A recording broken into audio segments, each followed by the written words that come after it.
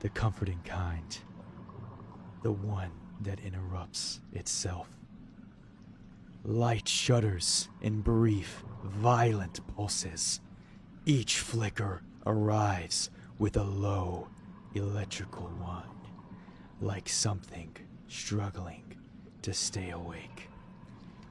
In those fractured instances, the room reveals itself in pieces never whole, as though it refuses to be understood all at once.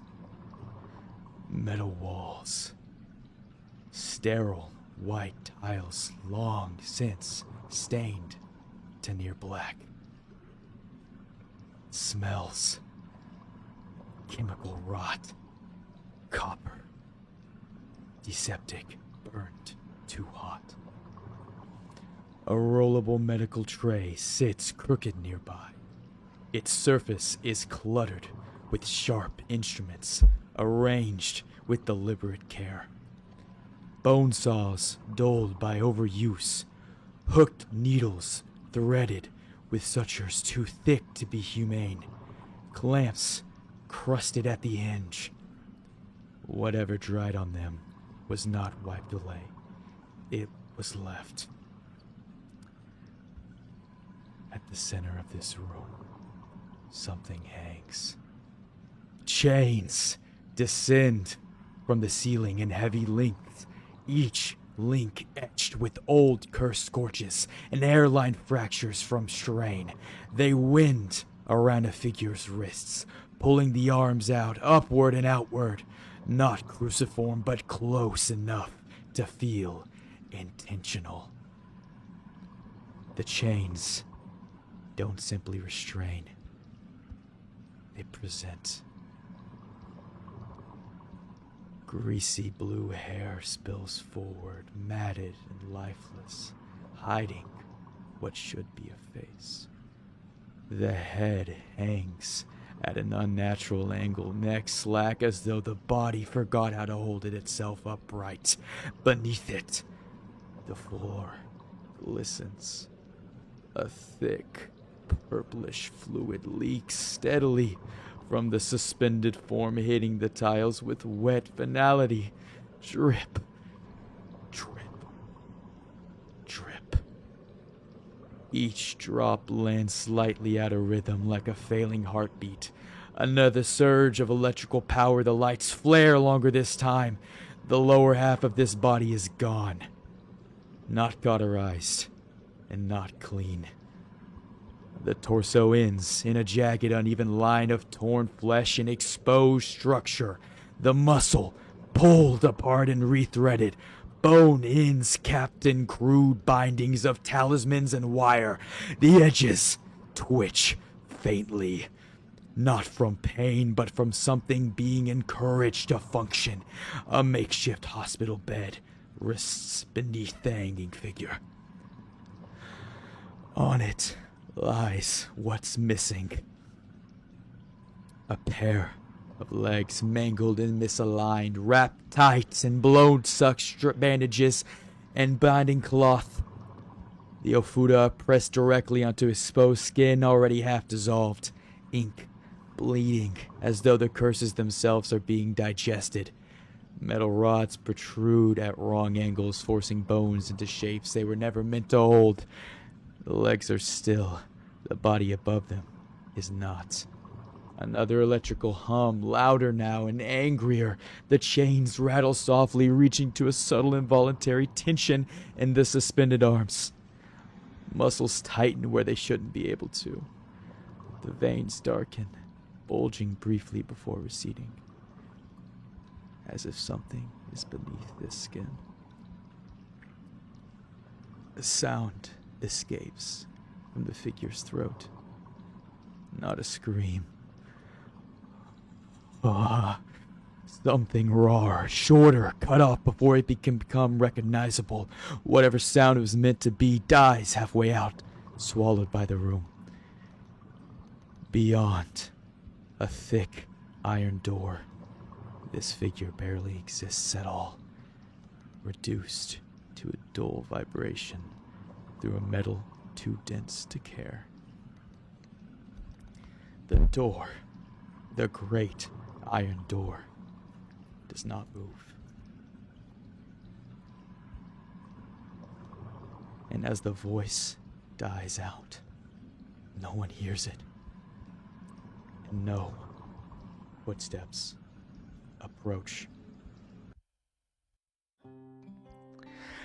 A bright day settles over the campus of Tokyo Metropolitan Cursed Technical College. Sunlight washes over tiled rooftops and stone paths.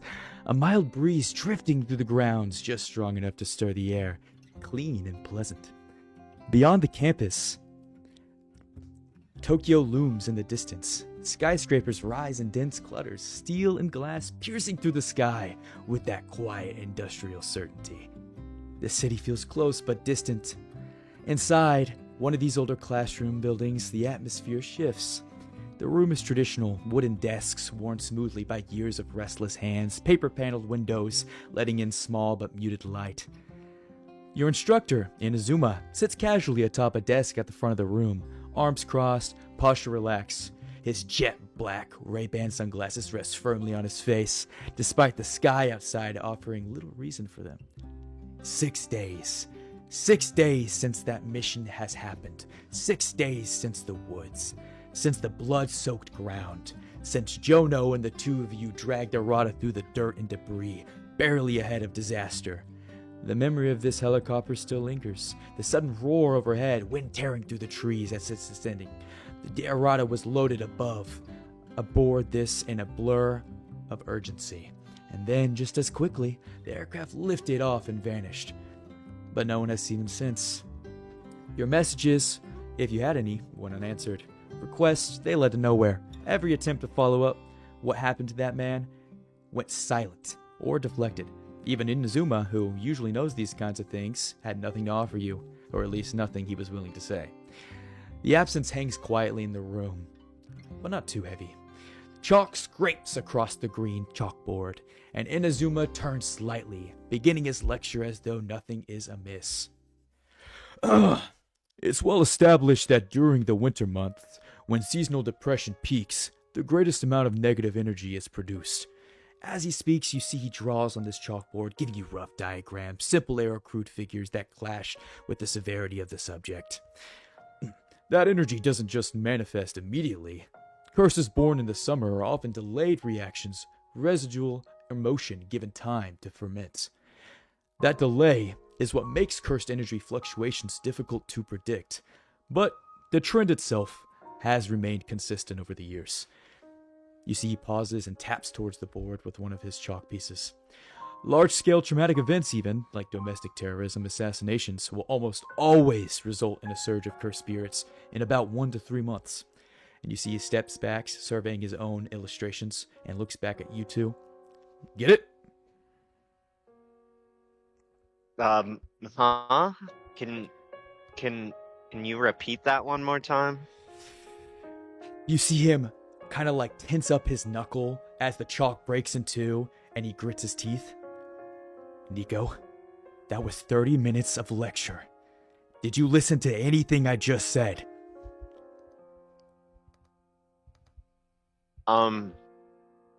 Delay?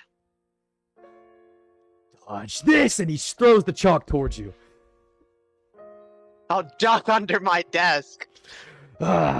He shakes his fist. Prosny, please tell me at least you listened. I think I got the gist of the idea. Good, good. Well, I guess Nico's too airheaded to really even understand the concept anyways. Just a little background. It is September 8th of 2021, and the three of you are hosting a lecture, just like any other day. Inazuma doesn't do this very frequently, but he feels like after that last mission, he needs to kind of get you up to date with some of the regular stuff, regular information other people know. He goes back, he straightens his jacket, and relaxes. Oh yeah, and I forgot to mention, guys, the Goodwill event's coming up. Oh, I signed you two, by the way, if you don't care. I figured you wouldn't, so I went ahead, did it, but yeah. So you'll be fighting at the Goodwill event. He gives you like a wide smile as he says that and a thumbs up. What's that? You don't know the Goodwill event? Oh shit. Yeah, I'm probably the one who's supposed to tell you about it.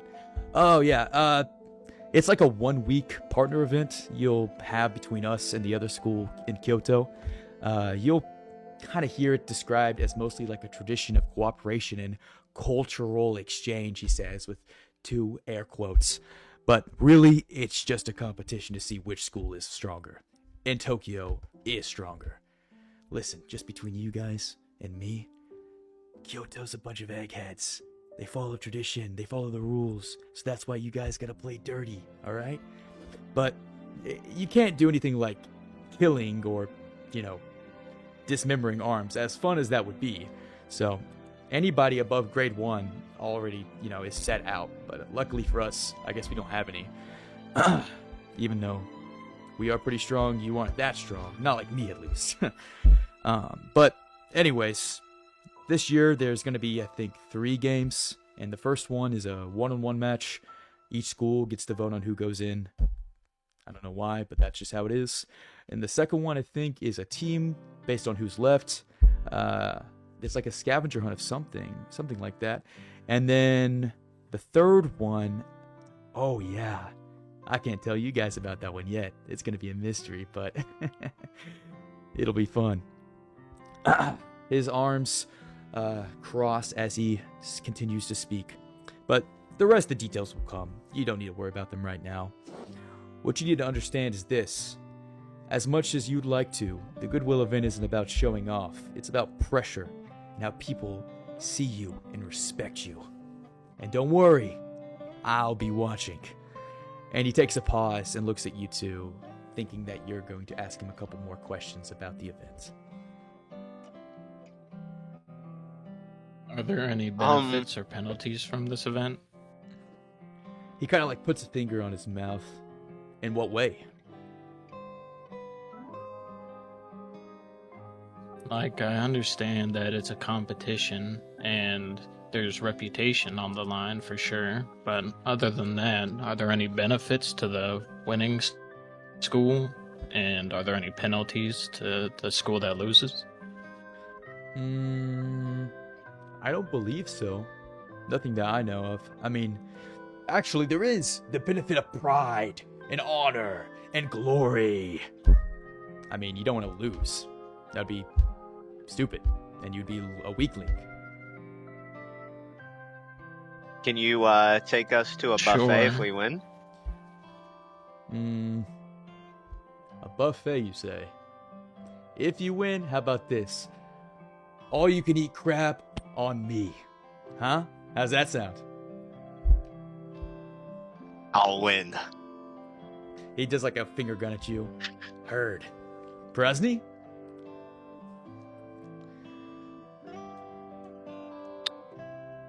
I don't know what I can promise you, but I'll definitely put in my best effort. He gives you a thumbs up. Good to hear. Now. Oh, one more. Oh yeah, what's up? What's the limit of injury we can do to the other contestants? Because like I don't want to hit someone in the head and give them a concussion and get disqualified. Oh, I mean, as long as they're fine to be a student afterwards, I don't see anything else wrong with that. You can bruise them up a little, but as long as they're not a walking around potato, I think you'll be okay. Good enough If for me. they do experience something like that from something outside of our control, He puts out his hands. Well, then it's outside of your control. Nothing they can do about that.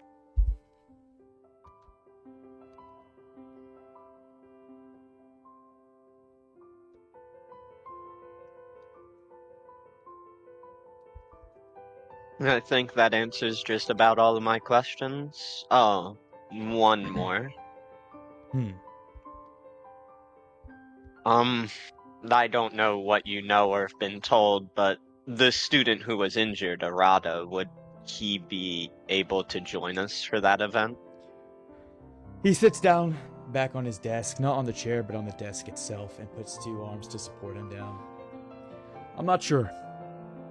The information about what's going on with him is a little icky, so I'll let you guys know if he is or if he isn't. But hey, this will be a good opportunity to kind of get to know the second and third years.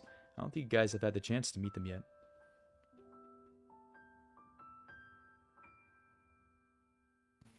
No, I don't think No. so.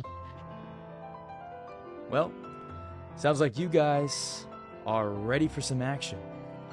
And the two of you, after leaving the classroom, after finishing this lecture, recall that you have one last mission this season to complete tonight. This mission was given to you by the higher-ups through the auxiliary manager, Mr. Isagi, somebody you've met many times.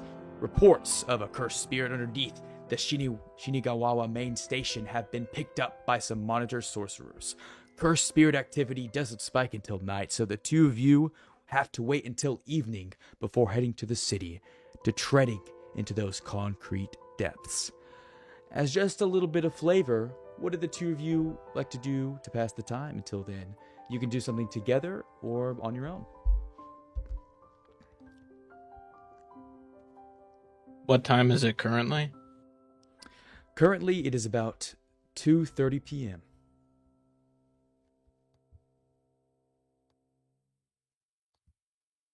In my opinion, it might be best to head out at a good hour or two before peak curse spirit activity, so we can get a lay of the land. Maybe I think investigate that's some a stuff. great idea. So y'all want to Would go you check it out? be up to some... Say again? Oh, sorry, I thought y'all were asking me a question. Continue. Would you be up to continuing the what was it you wanted help with? Strength training, I believe? Sure. Before we We've went on got- our last mission. Yeah, it seems like we'll have plenty of time to do that beforehand. Kill some time. Yeah, let's do that, and then we can head out early. How's that for a plan? Sounds good to me. Is that alrighty, Nazuma? He gives a thumbs up. Yeah, you're good. Now head out. I gotta do something. I gotta take this call. Alright. I guess I'll meet you over at the fields. Alright, I'll go grab some stuff. All right, so the two of you go to the fields. Prasny, you head there first, and about 5 minutes later, you see Nico walking up with, I'm assuming, gym equipment? Yep. What kind of stuff did you have, Nico? A lot of heavy weights that you question if you would or would not be able to lift. A sandbag with no attachment, even though we're outside. And boxing gloves, as well as protective sparring equipment. Okay, so walk us through how you start training Prasny. The idea was to first begin with trying to train his strength again, get him lifting those, what was it? I forget the name, but curling some Dumbbells. weights. That's it. Lifting dumbbells, and then afterwards, if he's still up to it, we could do some light sparring. Okay. Well, go ahead and try to lift those dumbbells or get started with that. I'm assuming you put down these dumbbells and they're like 50 to 100 pound dumbbells. Oh yeah, easily. Here you go. This is some lightweight. I'll start you out. Alright. Prasny, you have a, let's say, experience on what Nico considers lightweight. You look at this and, like I said, you can't lift this. This is not something that you're capable of. Would you like to try anyway? Yeah, why not? All right, go ahead and roll me a strength roll.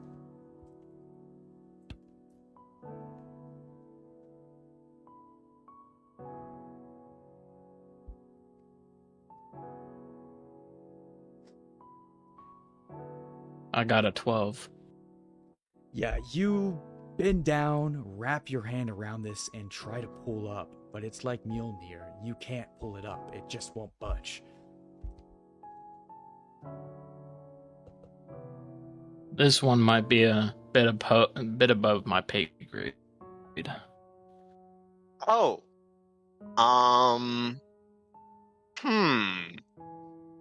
I don't think I brought any lighter weights. than Nico, that. you remember when you used to babysit one of your younger cousins? You had a little 5-pound dumbbell that you would carry around for her. Would you like to bring that one out? Yeah, pull out a 5-pound dumbbell and hand it to him as if it was Excalibur itself. This should be the perfect weight for you then. All right. Let's give this one a try. Roll me a strength roll, Prasny. Let's see if you can get this.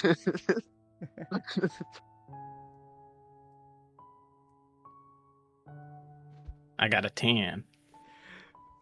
Like a WWE wrestler or a bodybuilder or Mr. Olympia himself, you're going through this like crazy. 1 rep, 2 rep, 3 rep, 4 rep, 4 rep, 5, 6. It doesn't even matter. You don't even feel tired after 20. This one is definitely your caliber. Wow, Alright, look I at you. guess- You're a natural. See, you're already getting stronger. You'll be able to lift I'm a not car sure in no about time. stronger, but this will definitely help me tone up. Well, that might be enough strength training, Nico. Maybe it's time to move on to sparring. Would you like to move on to some light sparring? Sounds good to me. All right, Nico, Alright, would you like to put this teach on him and the this on. boxing method, or attempt to? Yes, I would like to attempt to. Okay, go ahead and basically talk about like how Nico sees your fighting path and how like she envisions it and stuff. And based on that, I might give you a bonus modifier to teaching him. So listen, right? Boxing is really easy. It's very simple. You gotta first keep your hands always at your chin, but not on your chin, because then if you get hit, it'll just put all the force directly into it. So a little bit out, right? When you want to go in for a move, usually you want to step forward with your left foot and then rotate your body, moving your hips as well to get that full power whenever you're going in for a nice punch. Or if you want, you can step forward with your right and try and land a jab before going in for that nice 1-2 combo. And that's mostly the basics. Just always try and be moving. If you staying still too much, you're probably gonna get hit. Okay, I think that was a Do pretty I have good to roll for description. comprehension? I'm going to give Nico a +2 on an intelligence roll, and Prasny, I'm going to give you a +1, and it's going to be either a wisdom or an intelligence roll, your choice. The one thing she's good at. Y'all both have to beat And a DC. 7.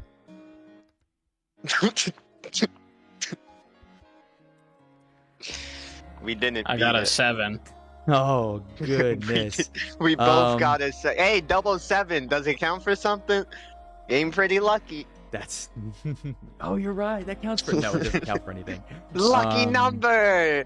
All right. I guess this will be more of a learn by experience type of learning process. We'll choose the path of the fool on this one. Yeah, Prasny... Oh, don't worry. If you don't keep your hands up, I'll just punch you. Yeah, so I'm guessing when y'all are sparring, Nico, you're having to like hold back a lot. Do you accidentally ever hit him or anything like that, you think? Yes, for sure. There's gonna be a time where he like does really well, and Nico gets a bit too into the moment, steps in and just absolutely goes for the headshot. Oh, crap. Prasny, you're gonna have to evade that. I need you to roll evasion. Shall I roll my roll to hit? Roll your roll to hit. Let's see how good of a hit was. I got a 14. Ooh, Prasny duck and covers. No. 22. Okay.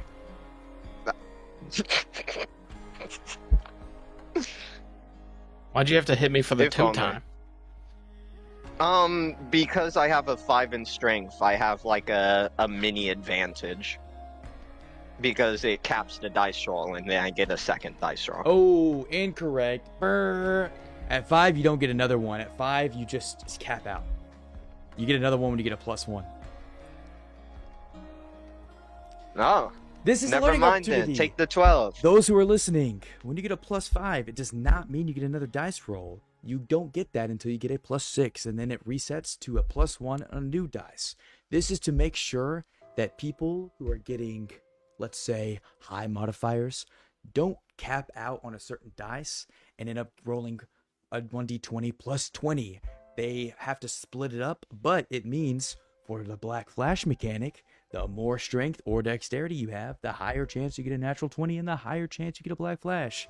And that is a tip from Soup the Loop. Let's continue. So, Prasny, you duck and roll underneath the punch, and as that punch goes through the air, wind explodes from beneath it. The pressure of this punch visualizing through the air. You feel a little drip of sweat right down your forehead on what would have happened if you wouldn't have dodged that. Got a little carried away, huh? Oh, a little bit, but you dodged it. You're fine, see? I suppose. So, Let's Keep just dodging try like to that, and you hold don't back have a from thing to worry about. You know, I guess that's true. So, to move on, we'll say that you two are wanting to explore the area before nightfall, right? Your mission area? Yes. Okay. So, Yeah. we'll go ahead and head there. But before actually, I'll describe it to you, but there's not a lot, so we're not going to do it interactively. I'll just describe to you what it looks like. How about that? Okay. Sounds good. All right. So, you'll head to this Shinagawa train station, and it's the 3rd largest train station in Tokyo. So it's very busy. Y'all, in canon, been to a train station before, a different one, but a train station. So this is not like it's, well, and you also live in Japan, so you take trains all the time. So it's not like this is your first train station. It looks pretty similar to all the other ones, but it seems like there's a lot of doom and gloom as it's nearish winter. It's in September, and a lot of people are getting seasonal depression.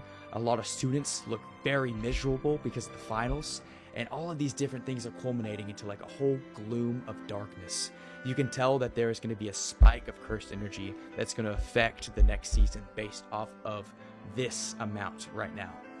And so, as y'all walk around and y'all see more and more people who just don't look very good, you realize that this is the perfect spawning location for grade 2, possibly grade 1 curse, because all of this negative emotion is culminating in one central location with a high population density.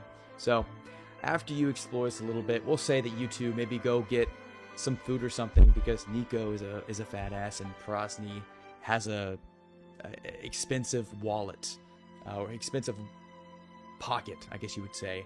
And you two go and get food or something. Back to the shallow room. The room filled with medicinal debauchery. That imposing door opens slowly as a man with long light blue hair and a large scar across the left side of his face enters the room with his hands in his pockets. On him is a white lab coat and a dark button-up shirt underneath. Not even bothering to look at the strung-up body, he goes to the table of tools where he begins inspecting them one by one. Subject 41A, how are you feeling this morning? Arata, you were being spoken to.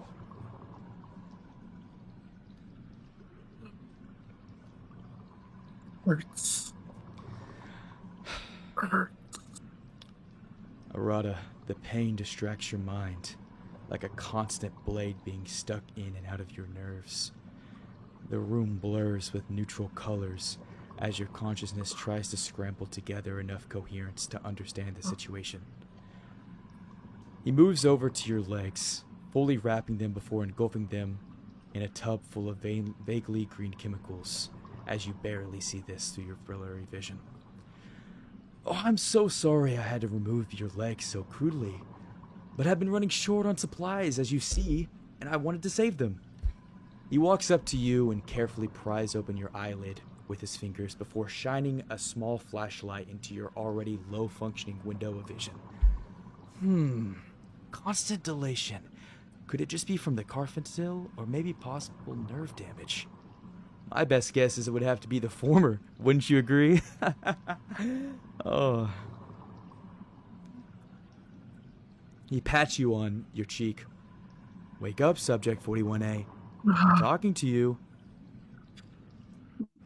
What? What? You know I told you to be careful, Subject 41A. Need I instill that obedience into you again? No. He cups your face with a gentle hand. Shh, it's okay. You'll be all right. All of this is a temporary setback. I will fix you. I always do, don't I?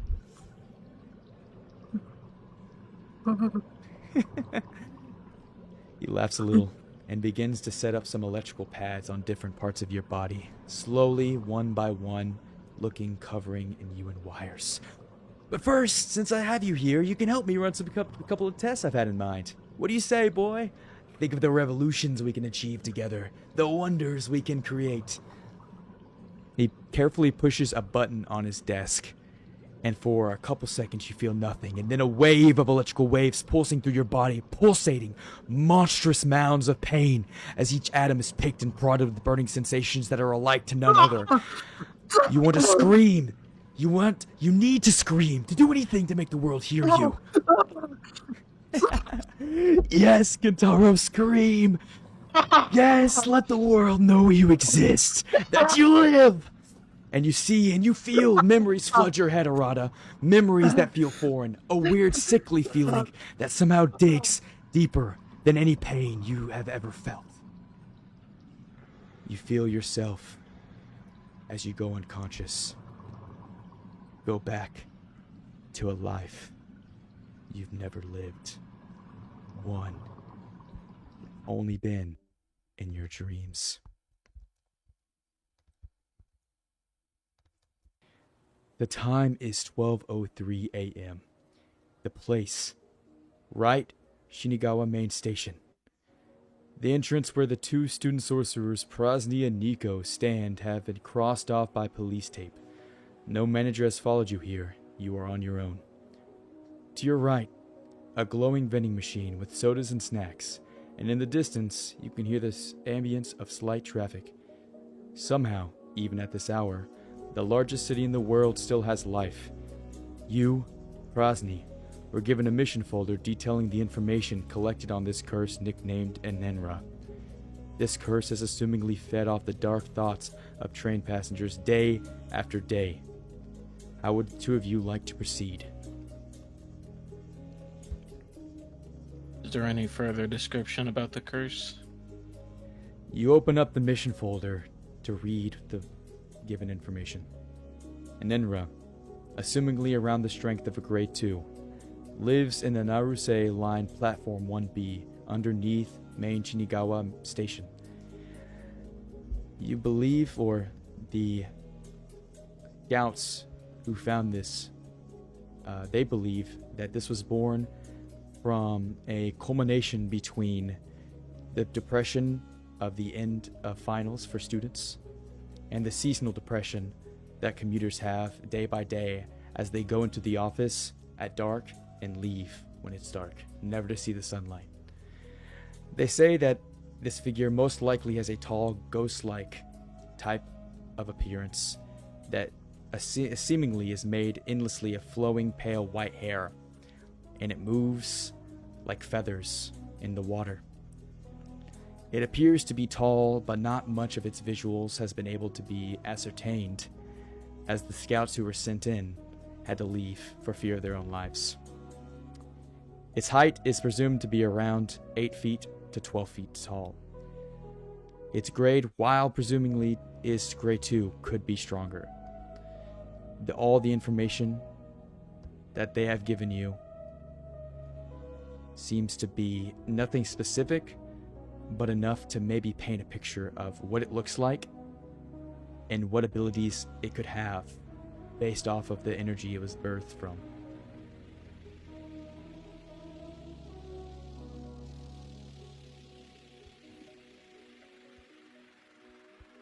It's time to go get a move on. Mind if I make a quick stop? At the vending machine? Yes. At the vending machine. No. Go ahead. Thank you. And Nico will very happily jog her way over to the vending machine. You jog to the bright vending machine and see a multitude of options of both drinks and snacks and desserts that lay before you. She will go straight for the dessert, putting in whatever change she has left from her earlier excursions. What kind of dessert would you like? A chocolate dessert, a fruity dessert, or something else? I'm feeling chocolate. If possible, a cake. You put in exact change, and you're able to grab through the metal door and reach and pull out a Japanese version of Little Debbie called Mini Debut. It's just a chocolate cake with some white icing, and it's called That is terrible. It is called Mini Debut. I love this mini debut. I say as I hold it up in the Mini air. Debut. Mini debut. Mini I'm Debut. still working on my Japanese. Anyways, now that you have your snack, would you two like to enter the train station?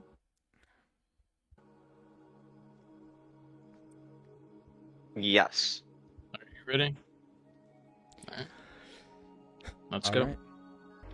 As the sorcerers walk into the Shinigawa main station, in the distance, unaware of the new student sorcerers on the scene, a reddish spider-like cursed spirit slowly stalks around a parked train car. Its head, a bulb-like appendage that has dozens of miniature eyes, while it itself crawls on 4 legs that resemble arms. It quietly says, "Jump! Jump!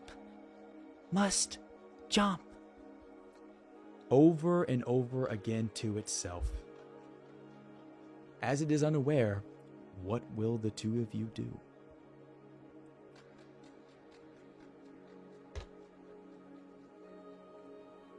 You want to take point on this one, Nico?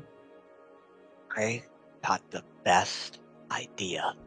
I'm gonna try and sneak up on it. And that's All right, exactly I'm right what she'll behind try you. and do. Okay. She will take 10 feet of movement towards the monster. Alrighty.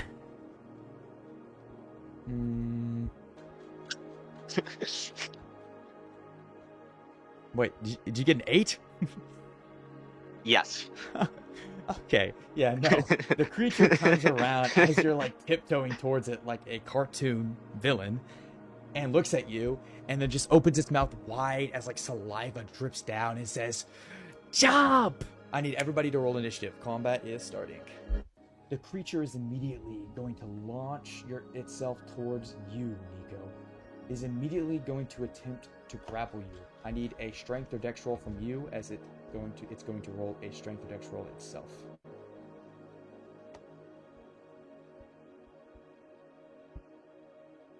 Oh my god. Alright. So you are now grappled. And for its other action point, it is going to attempt to bite you in the head. You cannot evade as per grappling rules. So it is going to... Wait. No. I will be bracing. Sorry. I forgot grapple changes sometimes. You can It did. evade if you... Yeah, you can still evade like normal. However, you have no movement, and you have to spend one action point to attempt to disengage, and that's another contested roll. So if I want to evade, it would take an action point out of my next turn. No. You can evade like normal. You just can't. No movement is allowed. Like, you can't move away. That's all grappling does. Is you just can't move. You can still try to evade. Think of it like close quarter combat, where you're like dodging, but you're like right next to each other, and like it'd kind of be like that, like similar to that energy. So you can still attempt to evade or brace. It's up to you which one you want to do.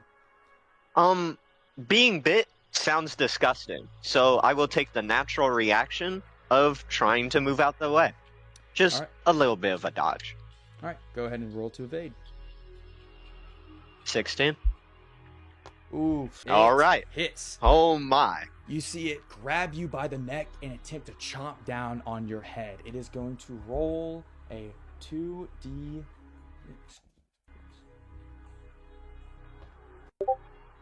It is going to munch on your head and do 9 damage. Does that pierce your DR? It does not. So it's munching on your head, and you do feel blood trickle down, but nothing to be concerned about. It probably should be something you are concerned about, though, as it is your turn, and something is gnawing on your head like a kebab. That is nasty. I'm going to immediately take a jab at its mouth. All right, it is going to roll to evade. Outside of that, going to try and dodge that. So I'm going to need you to... On E7. Oh, it got a nat 1, so it is injured. It is injured. I need you to roll me a injury roll. I'm gonna let you do it, even though I usually will. I'm gonna let you do it because I'm nice.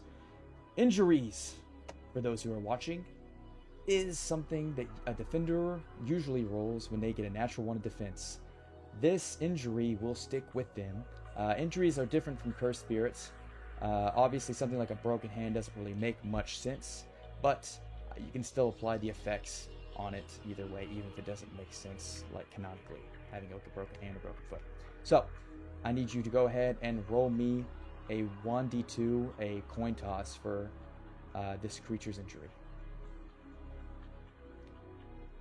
Alright. I have rolled a 1. You broke one of its hands. Damage dealt by this appendage is halved, including tools, and it's -2 to checks requiring precise hand movements.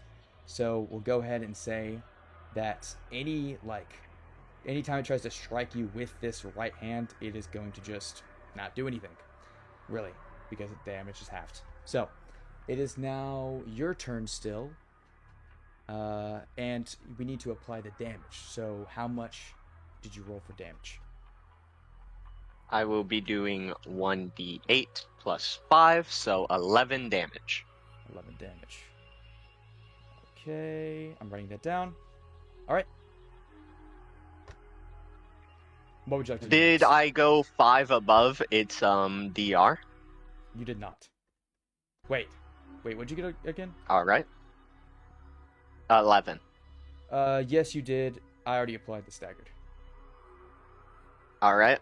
I will now bring back my right hand and go for a nice slugger move after my jab. Okay. It is going to attempt to evade once more, not trying to brace with its weakened hand. 27 again. Oof. It got a 14. 16. How do you have a +9? I thought you had a +7 because the 5 in strength and then the 2 in your path. So I have a +5 and then 3 in the martial path and then a +1 because I had a jab. 1 + 3 + 5. Oh, wait. You have a 3?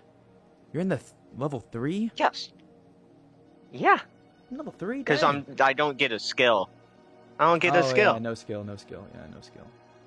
Huh. Okay. The effect of the slugger move, by the way, removes 2 of its action points its next turn, so it effectively has no next turn. It has no next turn. Yeah. Yeah. Okay. All right. Roll damage. I shall. I take great pleasure in doing 15 damage. Okay. And that kills the creature. You see, as your fist pumps through the creature, it dissipates into nothing but pure, basically pure, like, energy, like cursed spirits. Whenever they disappear, burn out. The ashes just kind of dissipate in the wind. Brasny, you're pretty impressed by this move. Do you have a comment? Golf claps emphatically. Nico's reaction. Ew. Oh, it fucking bit me. Nasty son of a bitch. As the two of you are chilling, kind of reconciling yourselves after you just killed a cursed spirit in seemingly like almost under 20 seconds, right? I have for like you 8 seconds. a need. And I need from you, actually from the both of you, a perception save. That sounds scary. Not a perception check, but a save.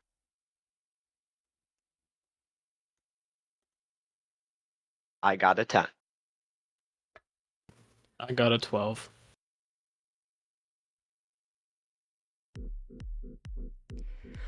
Bang!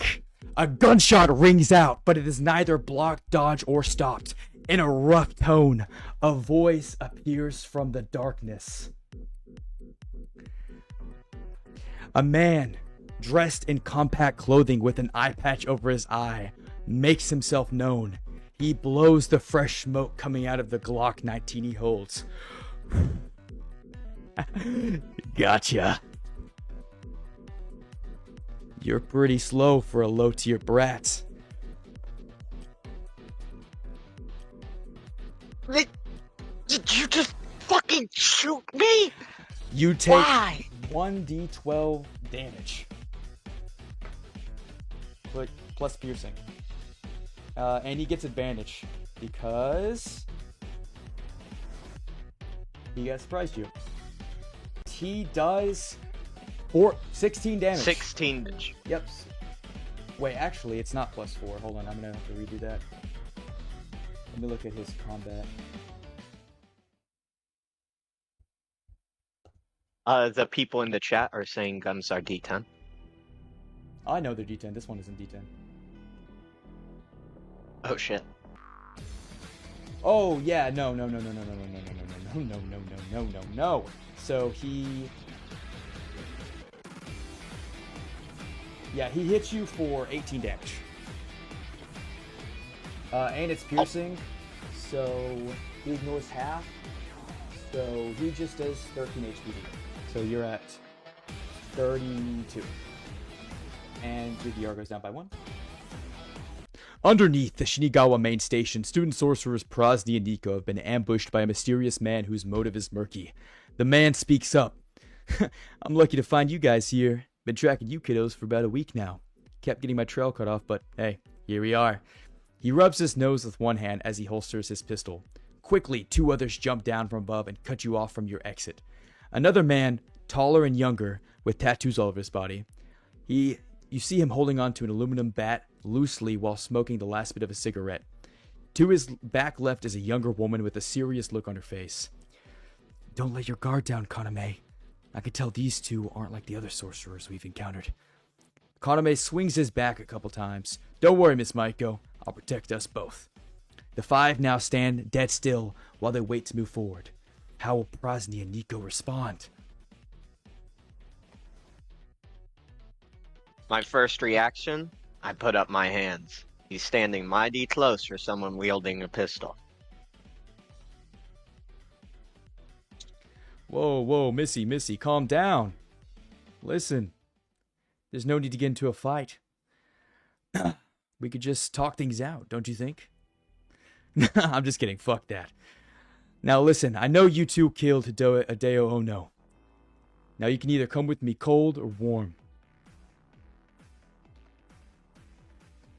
I didn't kill no one. Don't fucking lie to me. I'm not an idiot. My curse technique, Bloodhound, lets me track the connection between two organic pieces. If, for example, he takes out a little tube with you seeing a piece of hair in it, I have a strand of hair of a person. I can track that person through a sort of scent I gain. And after revealing my technique, the scent hasn't been stronger. I am not just positive, I am sure you two are drenched in his scent. And that means I gotta take you back to the boss. The warm way or the cold way, whichever suits you best. Revealing one's technique, or called by some revealing your hand, amplifies the effect of your technique. Whether through passivity or output, the strength varies on the edge lost on your opponent through revealing your technique. Giving up something for gain is the essence of binding vows, and it seems Rumo, the bounty hunter, has used this to certify the students' death sentences. So, what do you guys pick? Want to come with me warm or cold? You said there's no reason to fight. I'll go warm. You already shot me, man. Come on. Alright, tell your teammate that. Bradsney, you don't want to get jumped by 2-3 people, right? Come on, let's work with them. No, the odds definitely seem to be in their favor. He sheaths a sword. Good, I knew you guys would see reason. Now come on, let's go. I got a car waiting for us outside. And he Does starts he to approach walk. me? He starts to approach you. And once he gets within hand range, I swing on him, right for the head. As you swing on him, you see him look to you on your left, grinning.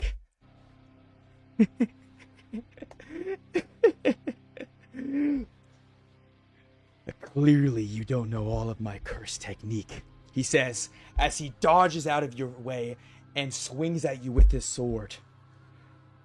Rumo Magata's curse technique, Bloodhound, allows him to perfectly track the movements of all his targets. You, Nico, Kashimura, are no exception. It's nothing personal, kid, as he attempts to jab his sword into your gut.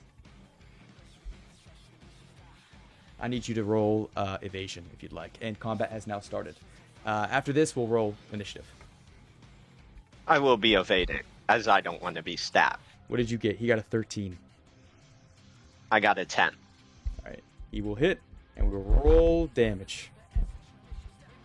He does 10 damage.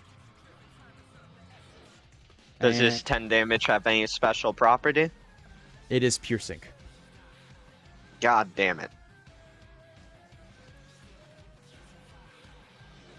Alright, I will be taking 5 damage then. He jams the sword through your back and then pushes your body off of it with a kick as you go slamming into a train car. He licks the blood off of his sword and then slices it down on the ground. You see that the sword itself looks alive. The sword's hilt has a face on it, that of a curse, and the tongue licks its lips. I'm going to roll 1d8 for its CE that it just stole from you. And 8. Oh, nice. Yeah, so he just stole 8 of your cursed energy, so I need you to subtract that from your pool. I have done so. All right. The creature's tongue retracts back into its mouth, and the face starts to just smile, signifying some change you are not aware of. Your back is now against the train door as he looks at you with a wild grin. Combat has started, and I need everybody to roll initiative. Besides, he swings his sword around his practice a couple times before moving in closer. You think those muscles are going to do anything? I've killed sorcerers twice your size. You don't scare me, little girl. In my eyes, you're just like taking candy from a baby. And I like sweets. And before he does anything else, he takes the sword up in the sky and swings it down in a vertical strike, attempting to just hit you. I need you to roll evasion or to brace. I will do neither. I will use my reaction, who's stronger, and enter a contest melee attack. All right. I need to roll strength, I'm assuming? You rolled the normal attack to hit. Okay. If my roll's higher, I cancel the hit. If my roll's higher than a +4, I get an opportunity attack. I get an opportunity attack.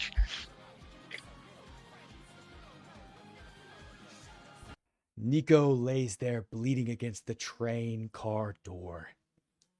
This sword, like Excalibur, raised from the heavens, coming down as she bares her fangs, ready to move in close.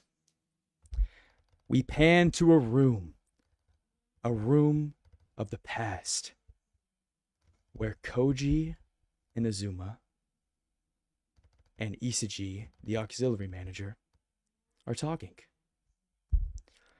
Isagi, with his gloom face, asks Inazuma a question.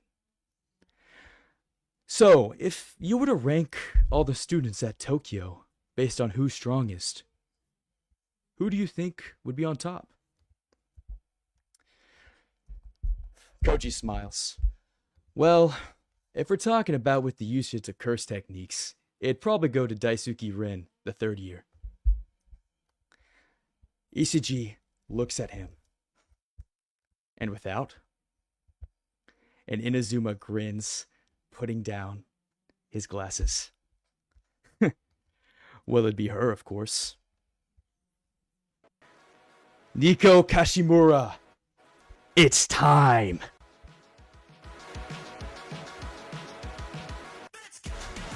And I finally hit my black. Ruma flies against the car door, his mouth exploding with blood and guts as his chest seems to rip wide open. She knows how to black flash. What the hell are they raising in Tokyo? Nico Kashimura. When a sorcerer strikes an opponent, they tend to have some lag in between the physical strike and the force of their cursed energy. In some rare cases, for sorcerers who are above all others, they're able to combine these two elements into one, creating what's known as a black flash. The gap between Nico Kashimura and all others have never been clearer. As she shapes the past of her destiny with her fist, one thing is clear. Starting at this moment as the purple sparks fly around her, the world of Jujutsu will never be the same. I need you, Nico Kashimura, to write down your new talent, Black Flash.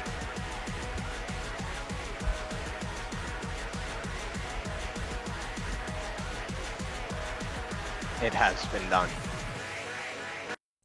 Arata, you are surrounded by warmth.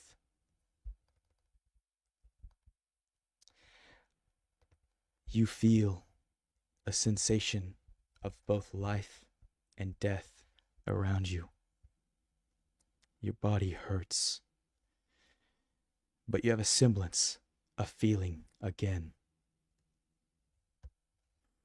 You struggle to get up, but as you do, you see a horrifying scene in front of you. In front of you is a labyrinth of blood-stained stone and broken bones littering the floor. Next to you is your spear, which you pick up and use as support as you get up. Before you can really think, a voice booms from a speaker box above. I'd like to see your combat prowess in real time, Subject 41A. Please do take this seriously, and don't worry about anything broken in the course of this trial. I will of course fix it soon after. Subject 41A, say hi to my less fruitful experiments. The Organic Dispatched. In front of you, you see 5 obscenely flesh creatures whose parts seem to be put together randomly with stitches holding their appendages. They seemed catatonic until that speaker came alive once more with Dr. Kirima's voice saying, "Activate," and they all raise their heads. They look at you with bloodlust. What is your reaction? The fight.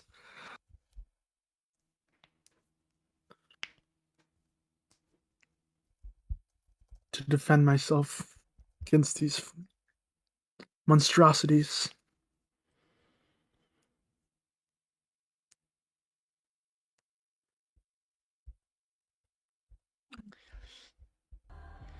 The creatures, the first 3, start to walk towards you. Slowly, their mouths open wide as their tongues rotten spill out. They look at you like you're its next meal. And combat has now started. Roll initiative, Rada.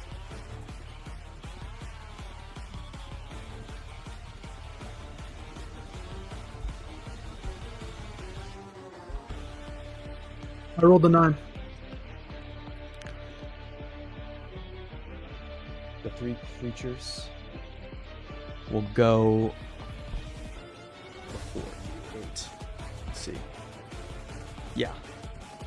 2 will go in front of you, and 1 will go after you. So we'll do this with this. Alright, Arata. You see one of the creatures start to approach. And then it goes from walking to running to sprinting. As it moves right next to you, and like a wild feral creature just starts to swing its arms at you, trying to scratch your eyes out. What would you like to do? I would like to brace. It is going to immediately attack, and you're going to attempt to brace to defuse any potential damage. It does 9. Does that go through your DR? Yes, it does. Goes through by 1. Alright, lower your DR by 1 and remove the leftover damage from your HP. The next creature is going to attempt to do the same thing, like a swarm of zombies. They're trying to overwhelm you. Would you like to brace once more?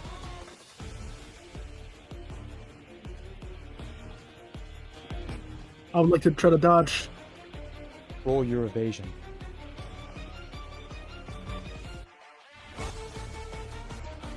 The creature got 19. It hits and is going to 15. attempt to do damage once more. Pulls out your hair and tries to dismangle you. It does 5 damage. Does that go through your DR?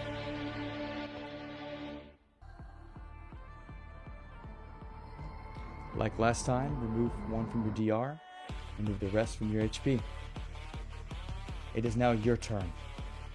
What would you like to do, Arata? I would like to make cracks appear right under me. Tremors spawn, shaking the very foundation of the room. What are you doing? I pick up my spear and I stab down at it. The debris flies everywhere, hitting everyone in the area. Does 10 damage to every curse in a 30 feet distance. All right, well, let's Radius. measure this. Whoops. That is not measuring, is it? 30 feet, you say? Alright, that's just the two near you. So they'll both take, you say 10? Is it bludgeoning or is it just regular damage? 10. Regular. Alright. So 8 of that is going to go through, bringing down the creatures both to 1 DR and 7 HP. What would you like to do with your other action points?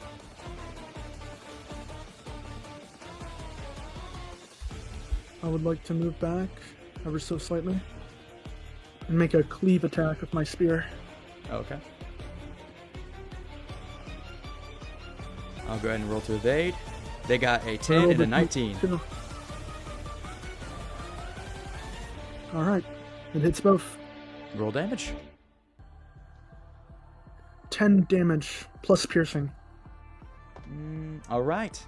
And both the creatures' torsos are torn in half as they both die out. One more being left charges at you. Not out of any loyalty to the other two, but out of just feral hunger. It tries with its fists to knock you out. Would you like to evade, or would you like to brace? I would like to brace. Alright.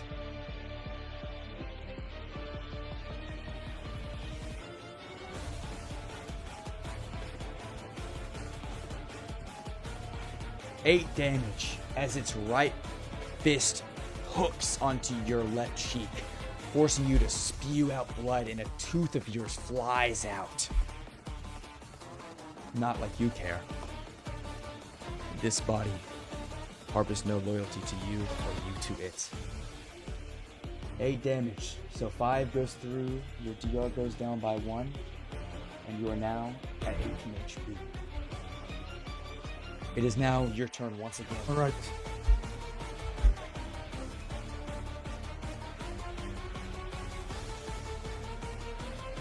I would like to make the attack Centrifugal Strike, spinning my spear of tremendous force and hitting the curse in front of me with the blunt end.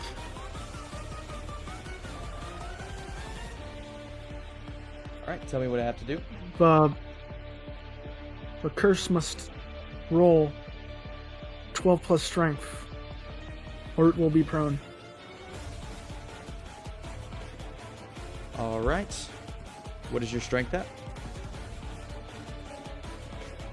It's a 2, so they have to make a save of 14. What save is it? A dexterity or strength? Either or. Either or. I'll do dexterity, and Yep. I got 12, so a plus 2, that's 14. And the creature saves. Its flesh not letting you tip it over. Its strong stance, even if it isn't physically that strong, lets it stay upright. What would you like to do with the rest of your turn? I could just make one clean attack on it. I'd like to slice with my spear. Roll to hit. The creature is not going to brace.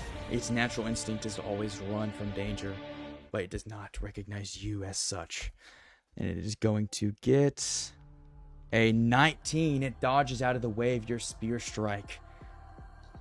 You have 1 action point left, or none. None. Well, then this creature is going to do what it does best, and that is hunt its prey. It is going to attempt to claw at your face with its meaty hands. Rolling once more to hit. What would you like to do? I'd like to try to dodge out the way. Roll evasion. 4. It claws at your face. Your cheeks start to expose the inner mouth as its broken but sharp nails are tearing through your very skin. It is going to do 5 damage to you. 3 of that goes through, putting you at 15 HP, and then your DR goes down by 1. You are now at 1 DR. 1 more left, and you are completely defenseless. Your endurance is so weakened, your state of mind so already defeated. You feel like the world is against you. But you are bastion, an atlas of your own consciousness. Arata, it's your turn once again. What would you like to do? I go for the stab once again. And the creature is going to Hopefully evade once it's- again. 15 to hit. 15 to hit. And the creature is hit. You stab it. Let's see what happens after damage is rolled. 6 damage with piercing. With piercing, that is going to ignore its one other, so 5 of that is going to go through, bringing it down to 10 HP. And it's DR down to 1. You feel as though All right. your earlier experiments that you had to endure by Dr. Karuma are weakening your state of being. And this small fry is humiliating you. This thing that's no stronger than a grade 4 curse is just absolutely demolishing you because of the doctor. Maybe this is for his own amusement, or maybe he just wants to break you down piece by piece mentally.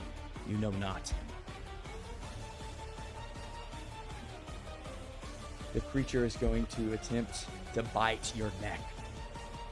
This could cause severe bleeding, if not dodged or blocked. What would you like to do? I would like to dodge. Roll evasion. Nat 20.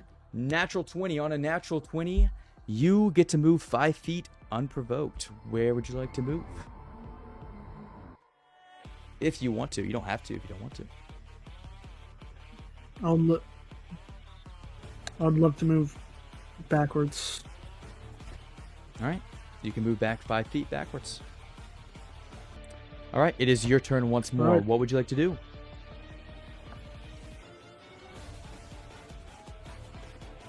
I would like to try to attack it once more.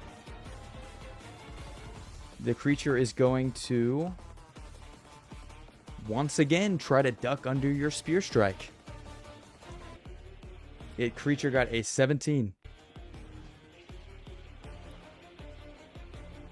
What did you get? It dodged. It dodges under your spear strike and continues to walk towards you. You have 2 other action points left. What would you like to do? Cracks appear on the ground once again. This time, I stomp on the cracks instead, doing the same effect as it's done before. Rocks exploding everywhere in a 30 feet radius. Okay. Doing 21 damage to anything in range. The debris flies out like bullets, leaving the creature nothing but Swiss cheese as every rock goes phew, phew, phew, phew, phew, and completely obliterates it as it crumples to dust.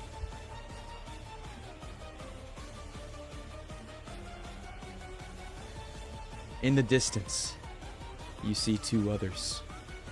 2 other creatures. You stand there, bloody and bruised. You look at the others as they walk up towards you. One, a giant of insurmountable strength.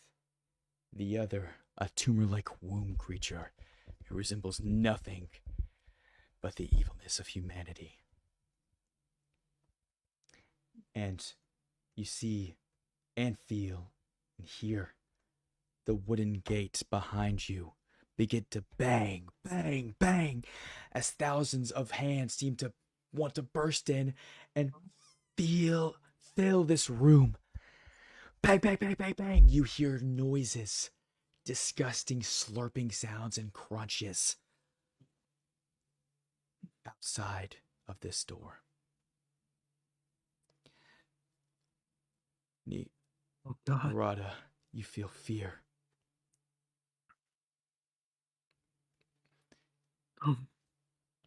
No more.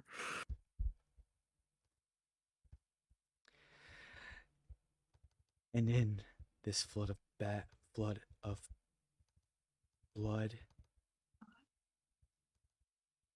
we will leave Arata to once more go back to the student sorcerers Prasni and Nico, who are fighting for their lives all the same. And that, we'll stop there. That's the Act 2. The student sorcerers find themselves still under Shinigawa Station fighting for their lives. Grade 2 sorcerer Nico Kurishima has just black flashed the bounty hunter Rumo. His body lays mangled in front of you, blood seeping from his mouth. He lays there still and unconscious. Nico, what have you done? Nico's staring at what she did. She's thinking back to earlier today when she tried to hurt Pradsny. Back to the cage fight. Cameras pointed at her, lights flashing. Everything's high energy. She goes in for a punch, but then she hears a bone crunch. And just as quickly as she slipped in, she slips back out and realizes she needs to fight. And turns to the other two people that are holding up Pradsny. I will use my movement to run up to the girl. And one action point to take a jab at her head. Not giving herself time to think about what she's done.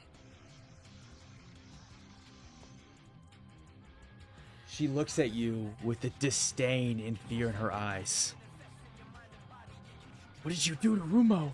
And she tries to dodge your strike. Roll to hit. 19. Ooh. She got 20, barely. Your fist hitting to the right as she moves to the left, almost hitting her, but she gets out of the way. Still fear in her eyes. You can see it. She doesn't want to be here, but she has to be. What would you like to do for your other 2 action points?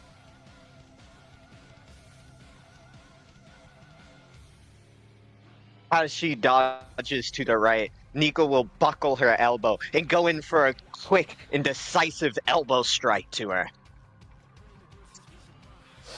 She again doesn't even consider bracing, looking at you, a tank, and tries to dodge once more. This time going under. As your elbow strikes horizontally, she ducks underneath it, and you miss your attack. Despite her previous misses, she goes in for one more attack, throwing a left hook right at her head. Don't you know when to quit? And she tries to take a step back, away from your strike.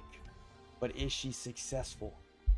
As your reach is too far, your fist will shape the world of Jujutsu, and you hit. Roll damage.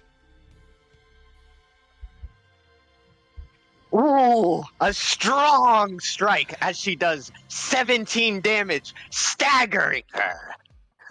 And right before your fist connects, you hear, "No, Miss Maito!" As Haname, the loyal henchman, will use his special reaction to tank the attack for her. With a +3 in DR, your attack does 6 damage to him and lowers his DR by 1.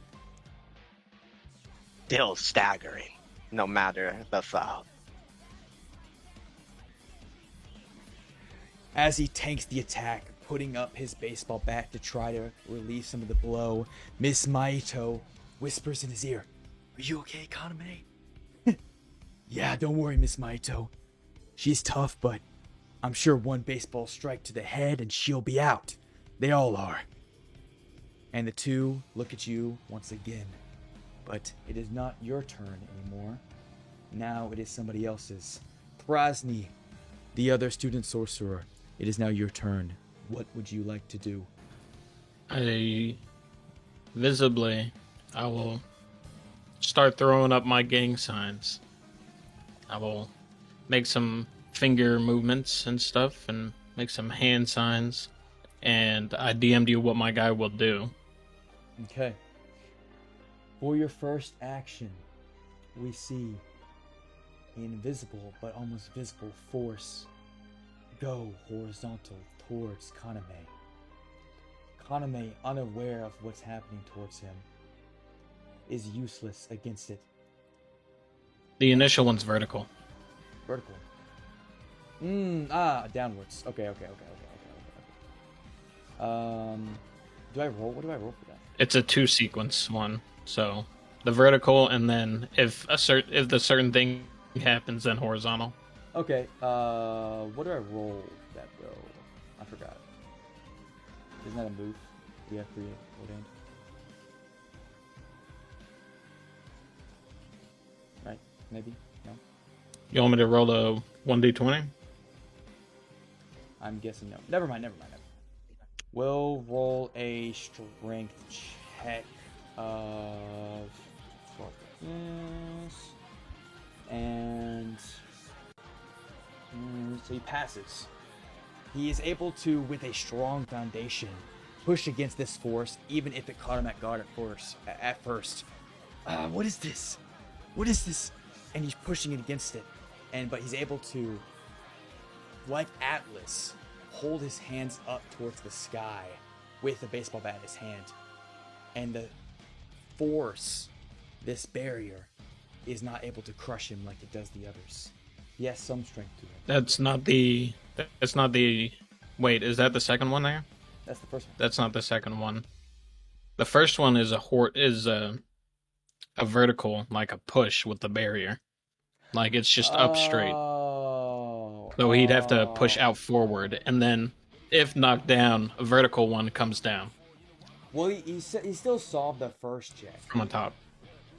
So he still would. Okay, so he wouldn't do what. Yeah, he's able to. Yeah. He's able to just. Yeah. So he's able to resist the first one, and the second one, while it comes down, he has to roll again, right? To resist that one. Yeah. Okay. All right. So he's gonna roll once again. Would there be some kind of like debuff or something, since he'd have to move his other hand, and both of them are on the one that's pushing into him? Yeah, he'll roll with disadvantage because he has to push with one hand. All right. He got 7, which is lower than So he fails the roll and is knocked prone.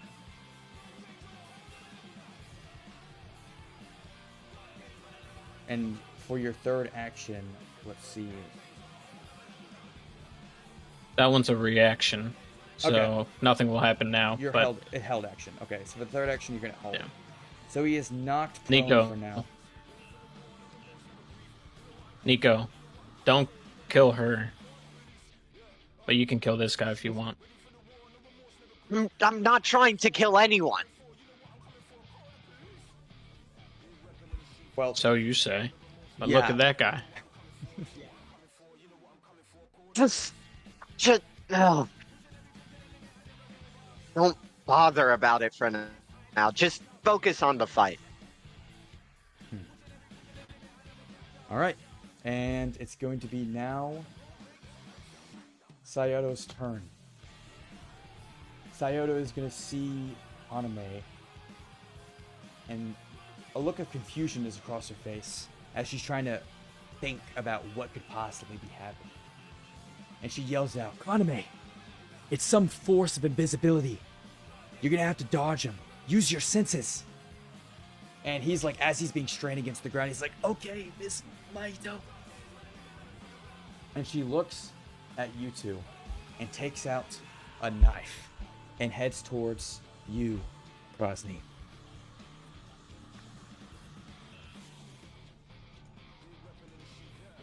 That's enough movement. And she's going to attempt to strike you with her knife in one clean swoop.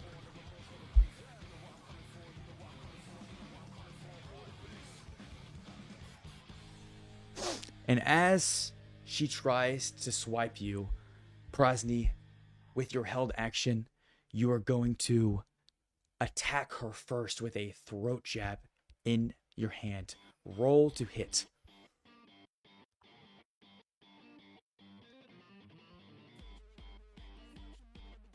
It's just a 1d20 plus strength or dexterity, whichever is your highest. I got 9. She is going to roll evasion to try to duck under and continue her attack. And she got a 30-20. Okay. And she dodges under your throat jab and comes back under with her knife and stabs it into your stomach. We're going to roll 2d6 plus 5. That is going to do 14 bleeding damage. And because it's above... Wait, actually, did she get any 6s? Oh, she didn't! Alright. So, you now have 3 DR, and 10 of that damage goes through, leaving you at 11 health. Oof. Your gut is now bleeding. What is your reaction to this? Ow. Ow. Yeah. It does hurt. As the blood is escaping from your gut and half of your health is just lost, it does hurt a lot. You start to feel your fingers become gold. But it is still her turn. And she is, with a snap of her fingers, going to use her curse technique. The curse technique, Gilded Recapitulation, allows her to mentally choose a target, and she can redo an attack's effect on that target, with similar but weakened strength by snapping her fingers. She pairs this with Kaname's tough exterior and heavy blows to work as a killer duo. The range is short, but can differ if she focuses her technique well. And as she snaps her fingers, half of the damage done is done to you again. 7 damage, as you see an invisible force on your body. The consequence enacts, leaving you at 4 health.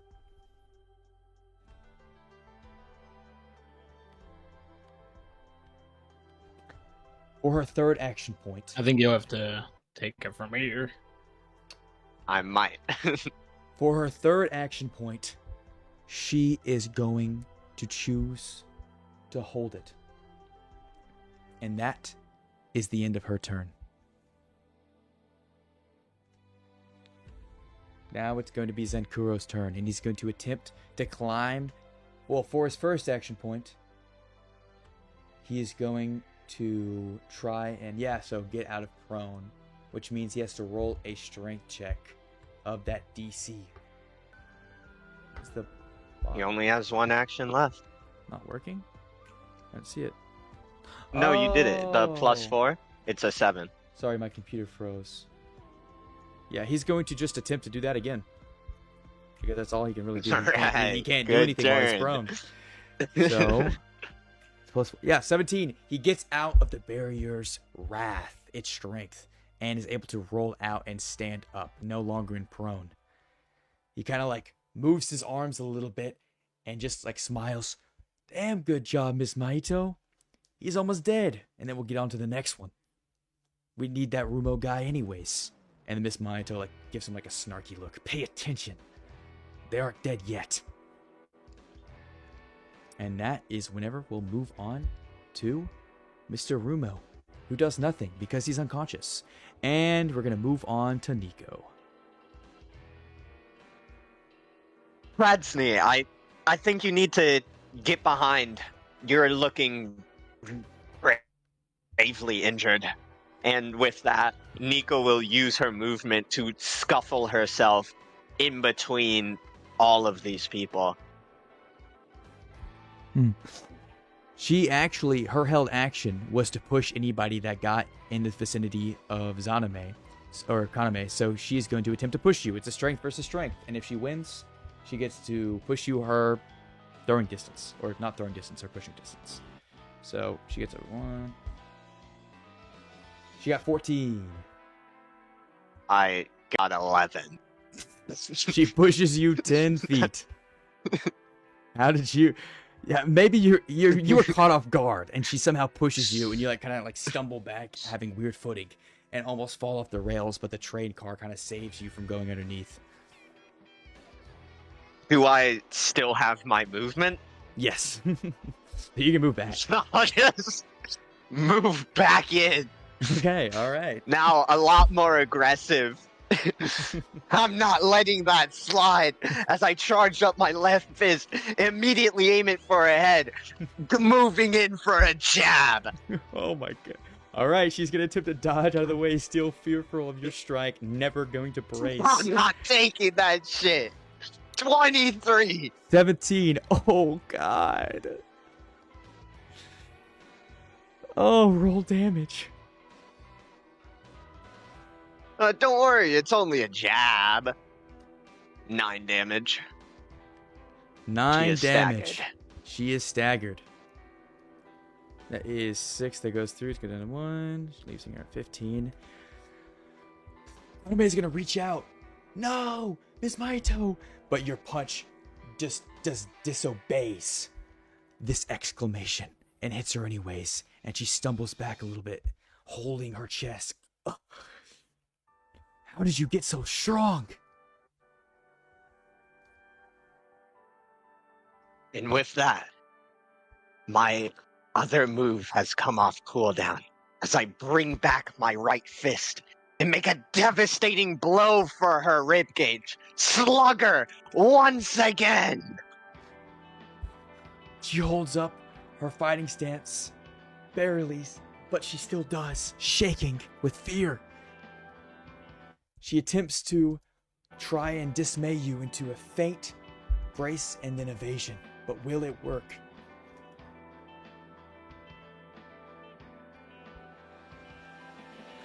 And it does! And she dodges out of the way, barely rolling to the left. Your punch absolutely missing, but hitting the air, creating a pressure wave.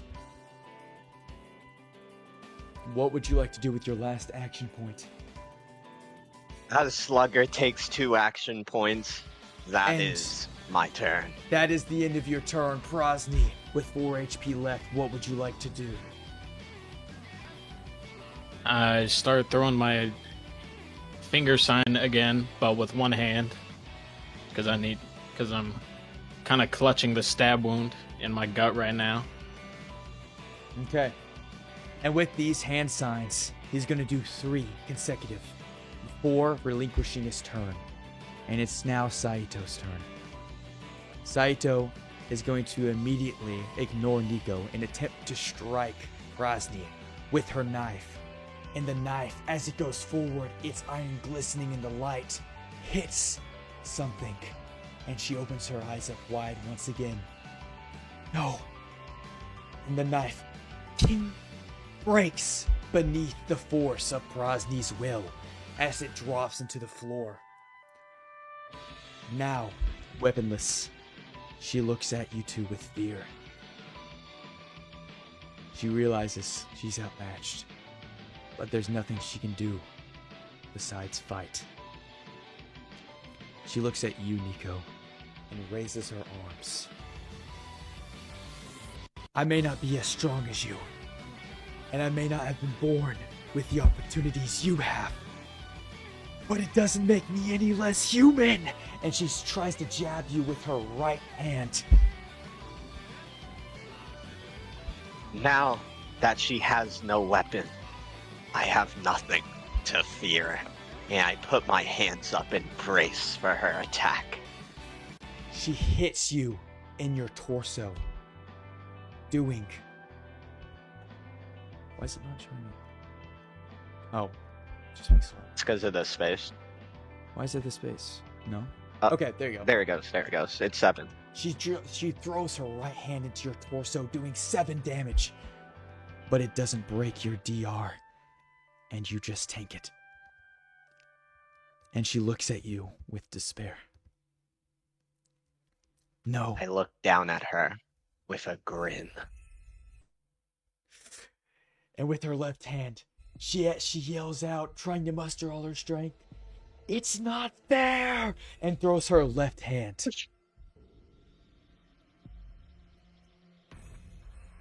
This time, doing Oh, that's 7 damage. Hitting your torso. Not sure. As I No, I meant to do +3, not +4. That's for Kaname.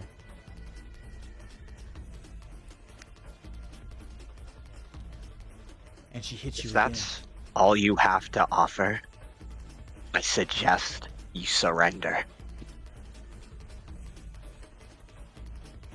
She remembers something, and then she shakes her head. No. No. I can't. We're going to take you down and bring you with us.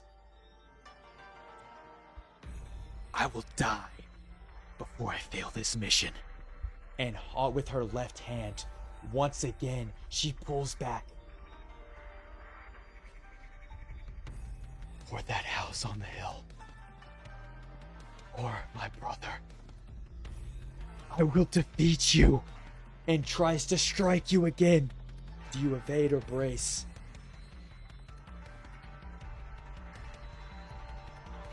I will not evade. I will brace. I refuse to back down. Hitting you with 8 damage. Your stature finally falters, but does no real impact, bringing down your DR by 1. But with no visible damage, she looks at you, her eyes widening, and with one tear, not escaping her cheek, but forming at the edge of her eye, before Zankuro gets back up, and with his baseball bat, exclaims, "Don't worry, Ms. Maito. I'll do enough for the both of us," and takes his baseball bat and attempts to strike you, Nico, but it does not matter.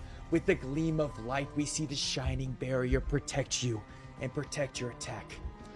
She barks an order. "Kaname, go over!" And you see him squat down and jump up before trying to attack you from the sky, the aluminum bat coming down on you. Do you evade or do you brace?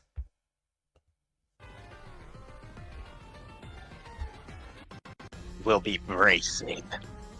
I can't let a single attack get past me and potentially kill Kradsny.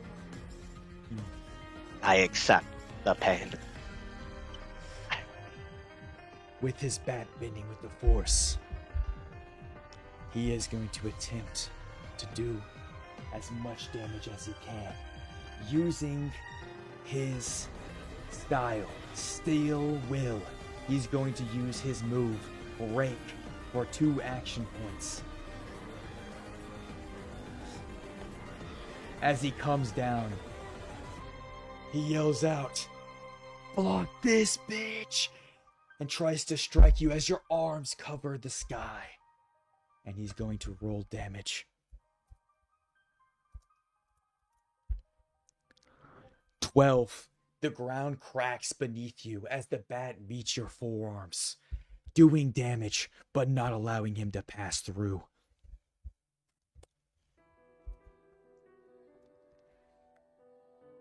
If I remember correctly, bracing gives me an extra 2 damage reduction. That it does. So 3 will go through, actually, but your DR will still go down by 1.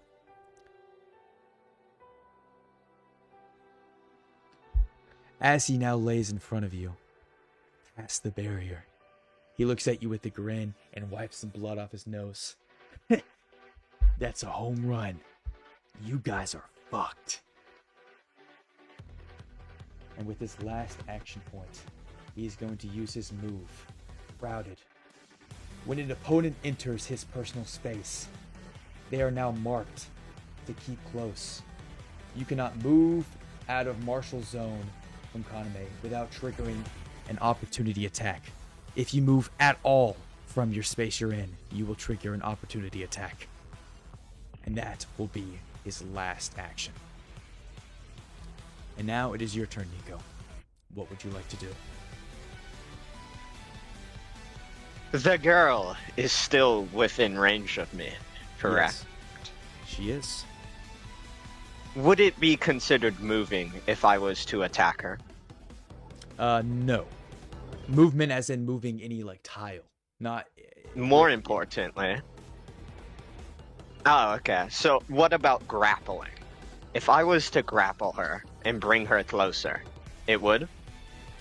If you grappled her, you wouldn't technically need to move because she's in your martial range, so yeah, I guess technically not. And that's what I'm going to do. I'll extend the arm out to grab her. I will have her roll a dexterity to counter your strength roll. We'll see which one wins. What are my rolls? And she got a dirty 20. With a dodge, like she's playing in limbo. She dodges your 2 meaty arms and smooths out of the way. What would you like to do next? There's only one thing to do. I gotta get as much damage out as possible. Did she back up with the dexterity check she just made? She did not. In that case, I will quickly make a jab at her head, not giving her a break. Roll to hit. She will attempt to evade once more.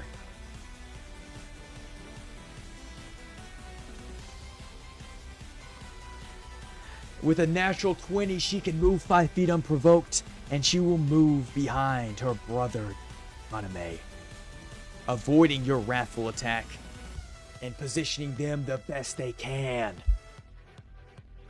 Sorcerers Prasni and Nico have never looked more despaired. The mapping and the positioning favors the new contenders. With your last action point, what would you like to do, Nico? I start to feel the blood dripping down my face. The injuries, they are beginning to become too much. But regardless, there is nothing else to do but to push forward. With my last action, I shall make an attack towards the man in front of me, using my curse technique. Expel the cursed energy and roll to hit.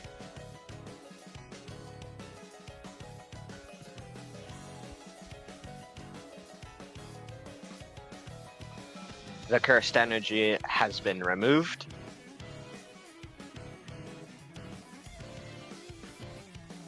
He is going to attempt And I have to rolled brace. Ooh. You don't need to roll at all. I decided he's going to brace. He thinks he can tank this. Let's see if he can take this. This is 18 damage! Even when he uses his baseball bat to block, he goes flying back into the wall behind him, cracks appearing, blood coming out of his mouth, the bat now bent. He takes 11 damage, bringing him down to 10 HP. Never again, he thinks. Never again will I brace for Nico Kashimura. He now has 1 stack of Stride Breaker, making it more difficult for him to use his own curse technique as my turn ends. Wait. He does not go against the wall.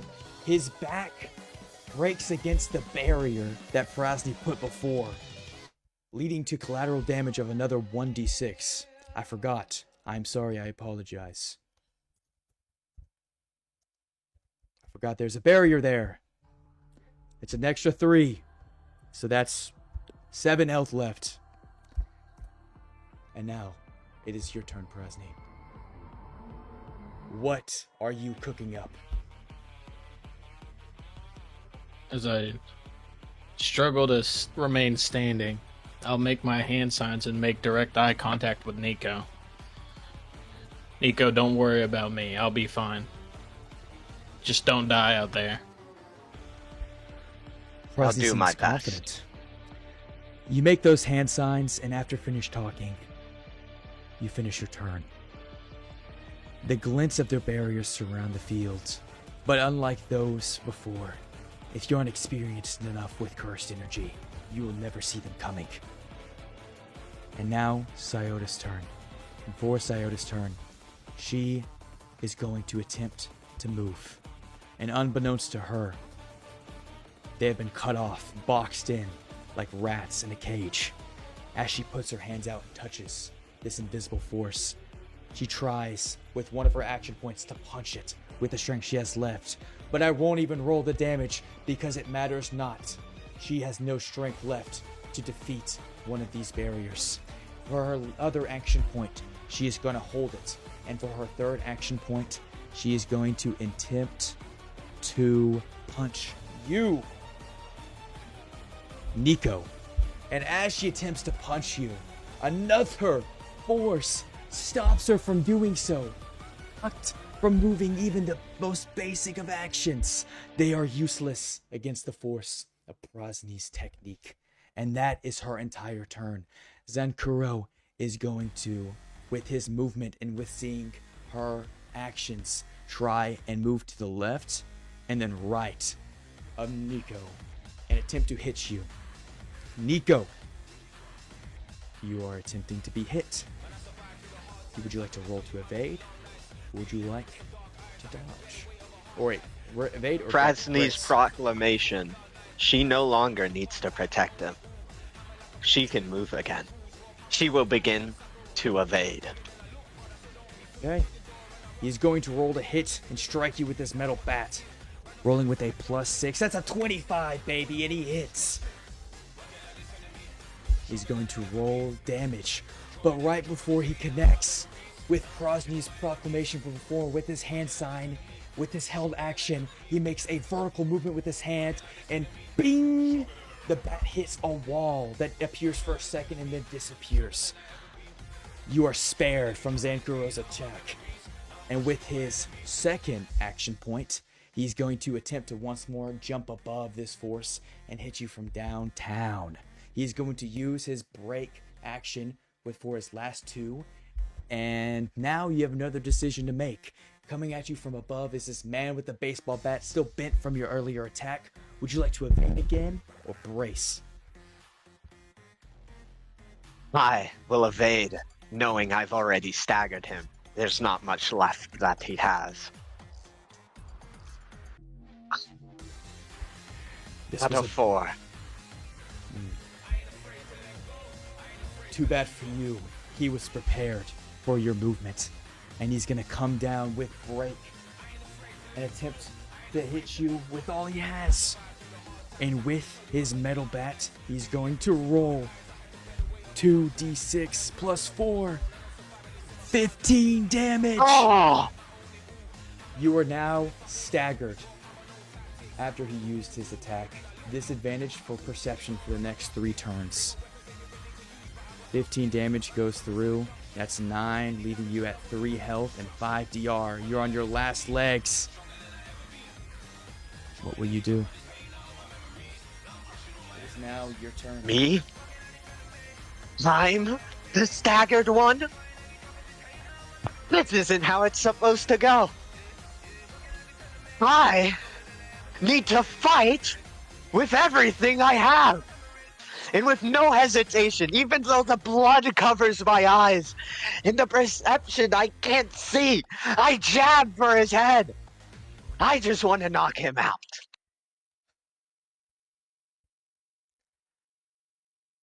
$25. He attempts to backstep, thinking, I can't take another one of those hits from Miss Maito. I have to dodge.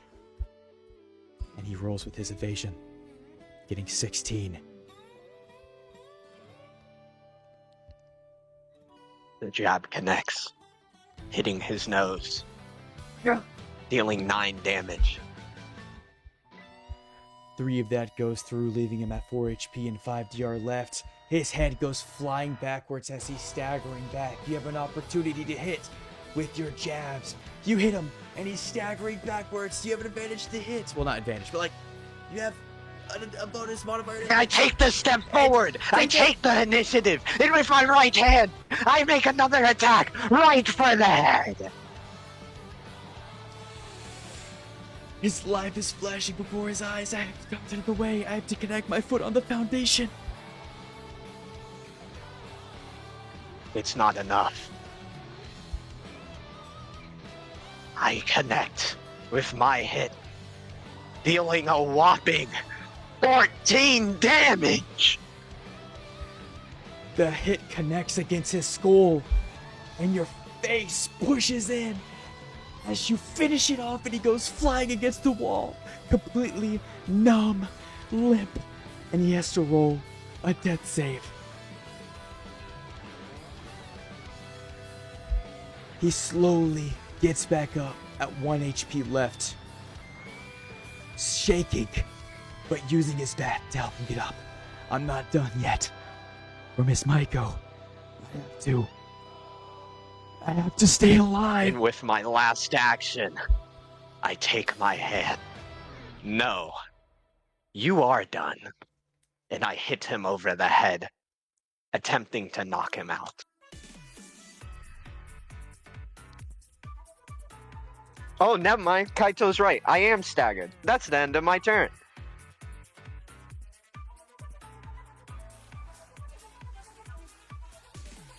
Oh yeah. Haha, you're staggered. Alright, he's not dead yet. I'm staggered for once. She... Ooh.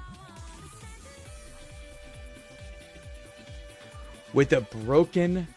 Wait, no, it's wait, Presti's turn. My bad. Presti, it's your turn. They're on their last legs, but Nico is tanking some hits. What would you like to do? Once again, I make my finger signs. Are you kidding me? That's what you're gonna do? Nope, I'm not joking one tidbit. Are you gonna move at all? I would move a little bit. Backwards, you have a long I don't range. have to. If Bradsney gets me killed, bro. That's so I can move. funny. I mean, I can move back, but there's no point from the other round. She could come up to you, But though. sure, If I'll move back. If you're in her martial range, she could try to attack you. Move back a little so that if she does that, I can get an opportunity attack. Yeah, that's what I would do. Yeah, I'll just dash back like 10 feet or something. All right. Apart from my actions. Yeah. So you said 10 feet. We'll just do this. Yeah, it's like around here. All right. Now it is Saito's turn. And Saito is going to attempt to follow Prasni, knowing it'll create an opportunity for attack, but knowing she cannot leave him to do whatever his curse technique is. She has to stop him. He's on his last legs, and she's the healthiest, so she has to follow. Nico, you get opportunity attack. Roll to hit. You ain't going nowhere! Roll damage. As she tries to dodge underneath your fist, you move it down and follow her.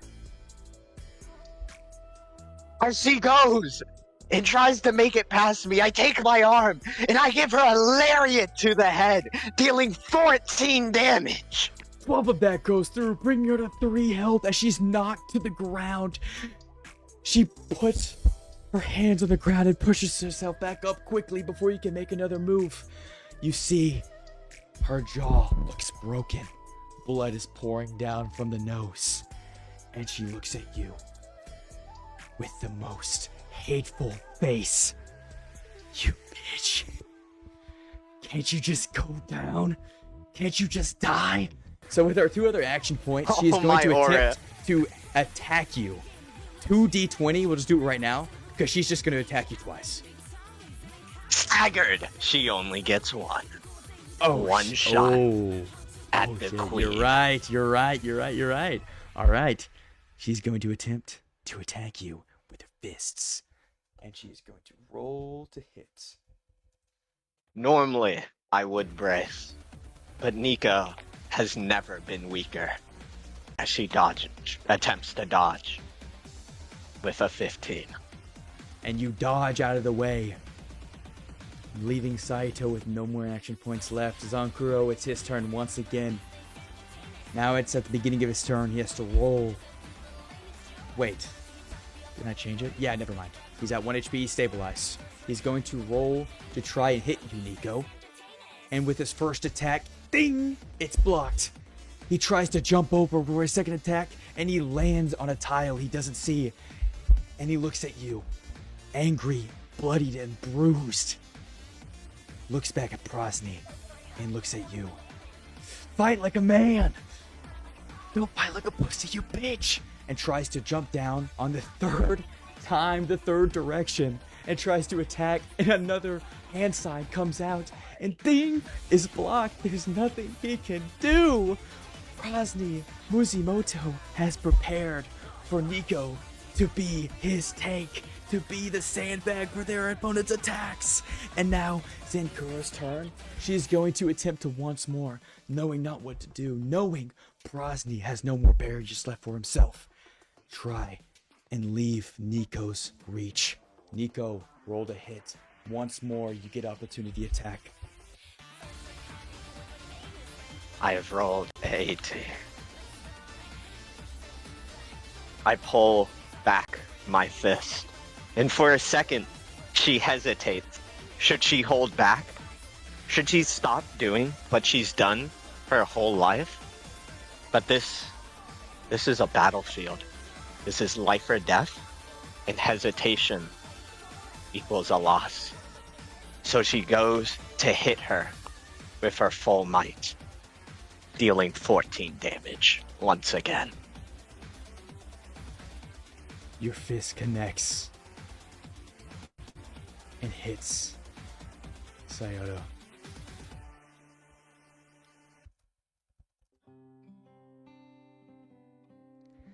A long time ago, two young children were playing in an alleyway.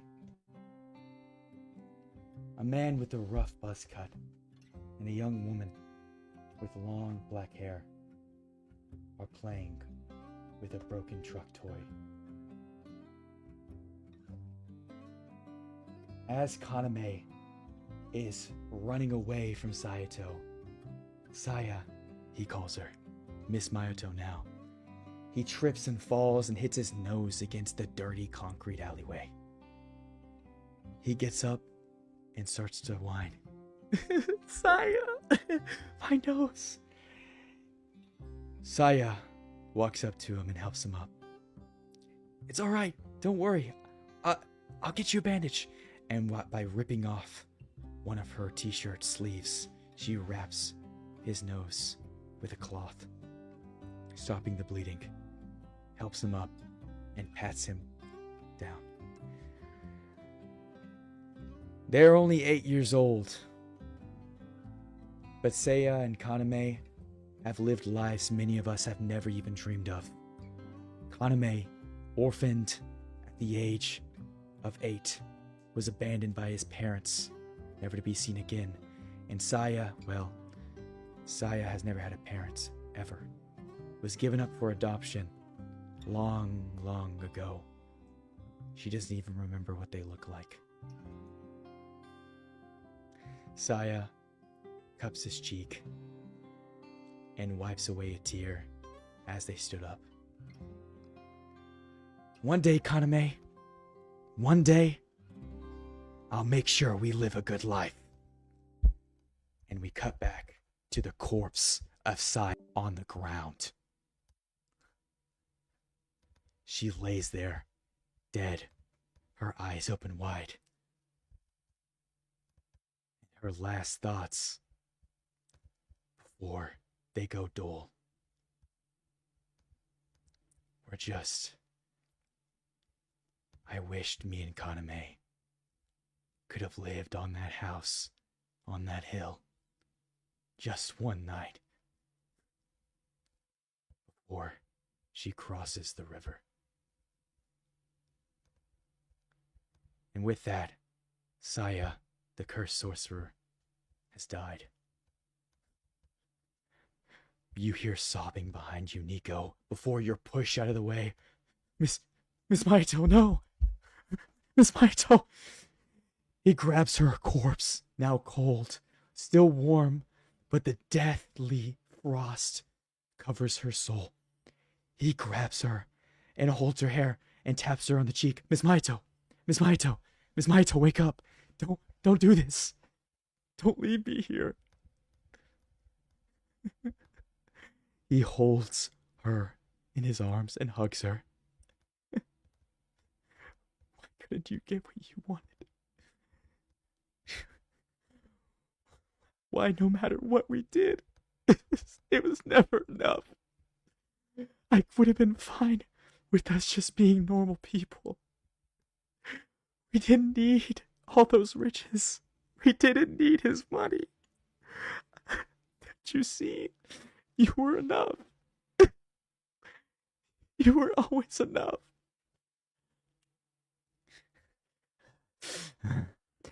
You sorcerers. You always did what was worst. Claiming you're better and doing this. I'll kill you. I'll kill you, Nico. And he gets up and grabs his bat and charges you, attempting to hit you, but stumbling and falling on the ground as he just almost evaded death just a turn earlier. You have an opportunity action. Nico, what do you want to do? He's crawling towards you. I'll kill you. I'll kill you. I'll kill you. Stare at the crawling man, desperate, bloodlusted to kill me. But I have no desire to die today. I shall take the opportunity to attack. Before you raise your fist, you see Prosny leaning over the man as he holds his head from behind in his hands. And with the snap, his life flashes and dies in mere seconds as Prosny Muzimoto finishes him off quickly.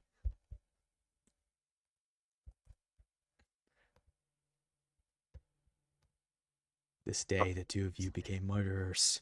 Murderers. What do you have to say to each other? You're monsters. Where'd the other guy go? No remorse, no emotion. What do you say, Nico? Huh? You look behind you and see the other guy's gone. A blood trail leading to deeper into the train station. You have no idea when he must have left, but it appears Rumo the bounty hunter had just an ounce of life left. I thought I did. I did kill her. But I don't know. Oh, what have I done? Nico, I pull should yourself have just together. retired with my family. Pull yourself together, Nico. There wasn't much we could have done for them. They did this themselves. You just took his life. Remember, You we didn't were here even for have curses. to. I was. We were here for curses, and they came after us. It's on them what happened. They knew what kind of life they led. They chased us down here for nothing but to kill us. They understood you the listen risks. to her? Why? She didn't have a choice. There's always a it's choice. just such a bad situation. There's always a choice. If she were more responsible, she would have taken her brother and escaped after the first guy went down. But they stayed. And you saw the look in her eye. Right before she died. She might have been nostalgic about the could-have-beens or whatever. But before that, proceeded was bloodlust. They wanted to kill us.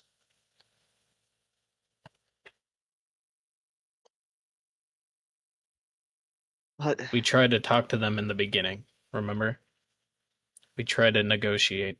Maybe if I let him go instead of swinging, maybe if I did something differently. Maybe I shouldn't have tried to kill her. Maybe I should have held back. I never hold back. There wasn't time for that. It's life or death. Both you and I can't afford to show mercy when we're this low. They got us down to barely standing. We couldn't have done anything for them in this state. And we I just... will stop there. As Nico Kashimura and Prasni Muzimoto became killers. In front of you, Arata, is two more dispatched organic flesh monsters looking at you with a lustful hunger.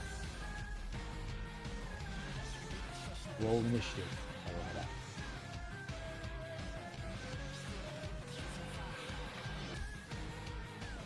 Nat 20. You get to go first, Arata. What would you like to do?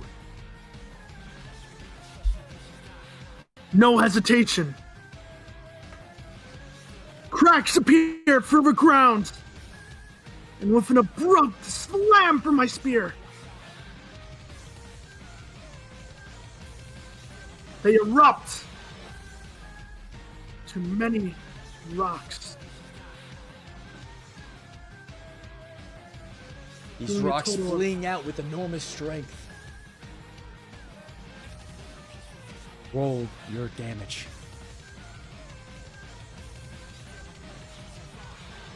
Doing a total of 12 damage to both spirits. Once again, these high velocity rocks act similar to bullets as they pierce through the mushy flesh of these creatures. I did damage to one and 10 to the other. Their DR both go down by 1. Now, you are left with the rest of your turn. What would you like to do? No hesitation. I chuck my spear at the weaker curse, trying to get rid of it Roll to as hit. fast as I can. It is going to brace. With an additional 2 DR, it has 5 DR. Or actually, so don't roll to hit, roll damage. What am I talking about?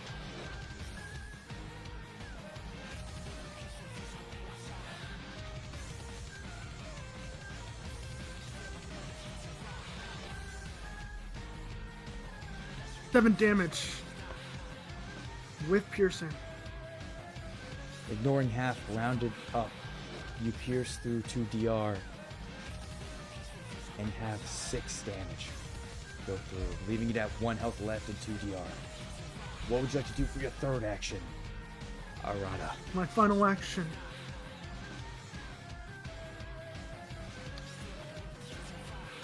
I hit the weaker curse with a palm of strength, hoping to kill it as fast as I can. Knowing now your strength, this time it's going to attempt to evade. Got 6 in evasion. Roll to hit. 9. Your palm goes through its chest, killing it off instantly, and now you turn your attention to the other curse, the other amalgamation of flesh that stands before you. One taller, bulkier, and simply disgusting. It is no longer your turn, now this creature's turn, where it is going to attempt to grapple you, so you can no longer move out of its distance. Roll a strength check for me.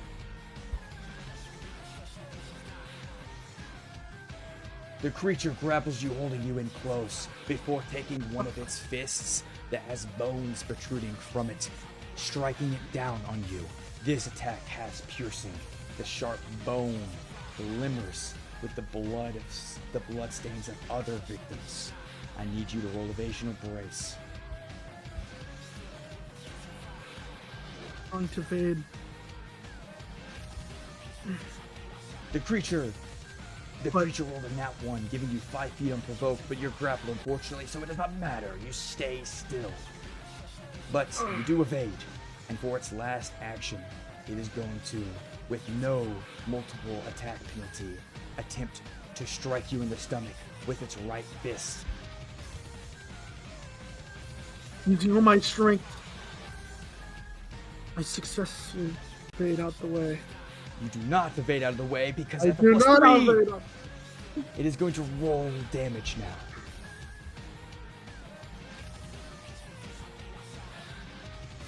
11 goes through. One of those is stopped by your DR, which is now 0. It is now your turn against you on your last legs, but you're almost so close. You're so close. This thing is over. What if you can kill it this turn? You have to use all your strength, Arata. Am I still grappled? The Yes. curse still grappling? Okay. Trying to break out of its grasp. I roll. Is that enough to break free from the curses of embrace? We will see. I'm going to roll the creature's strength. The creature also got 18. A tie goes to the defender. You stay grappled.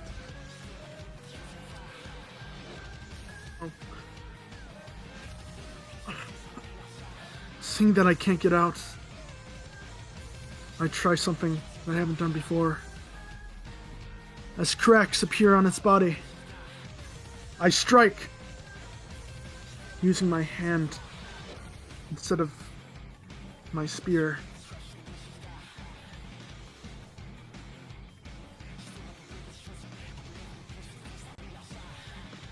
This I hit it signifies using your my attack. strong. Roll a 1d2 for injury. A coin toss. 2. 2. Its broken foot now causes it to have -2 in evasion, and damage dealt by this appendage is halved. Roll damage, Arata. I choose to use the strongest attack in my arsenal. Oisuki. Hitting a 12 with 100% piercing. With 100% piercing, this goes through with the creature's DR and does 12 damage, leaving it at 8 health left, leaving it at 1 DR left. It is now your turn again once more. Do you have any action points left? I am bit, yet all out of action points. Then it is no longer your turn, and the creature, with its ferocious might, is going to try to strike you. As you are grappled, you're in its distance and you cannot leave. It is going to attempt to hit you with a 22 on its dice roll. What will you do?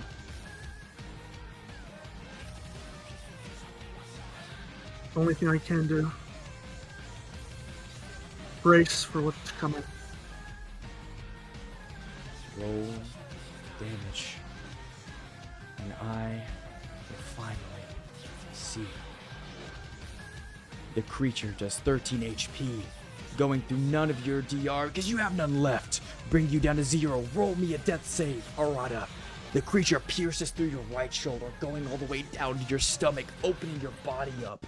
The purplish black fluid, not human, pours out. Not 20! You aren't dead yet, not yet. And you go back to 1 health. The creature takes a step back for a moment, unbridled by your rage, your desire to stay alive, before moving in for another attack. Evade or brace. Evade! It's going to roll to hit. It does 5. No! And you dodge out of the way. 7! Arata, it is your turn against once more. It has no health left. What will you do? Cracks appear on the ground! And they erupt! Roar! Nothing appears. A try to do your attack. But like a disconnection to the soul, you find yourself empty. And your attack, it does nothing. whatever technique you've been using, that you've been borrowing, listens to you no more. My technique doesn't work. Then my fist will! I strike once more. Using Iron Palm! Roll you 17 to hit. The creature is going to roll to dodge, and he got only an 8! My attack hits. Does 10 damage to the curse!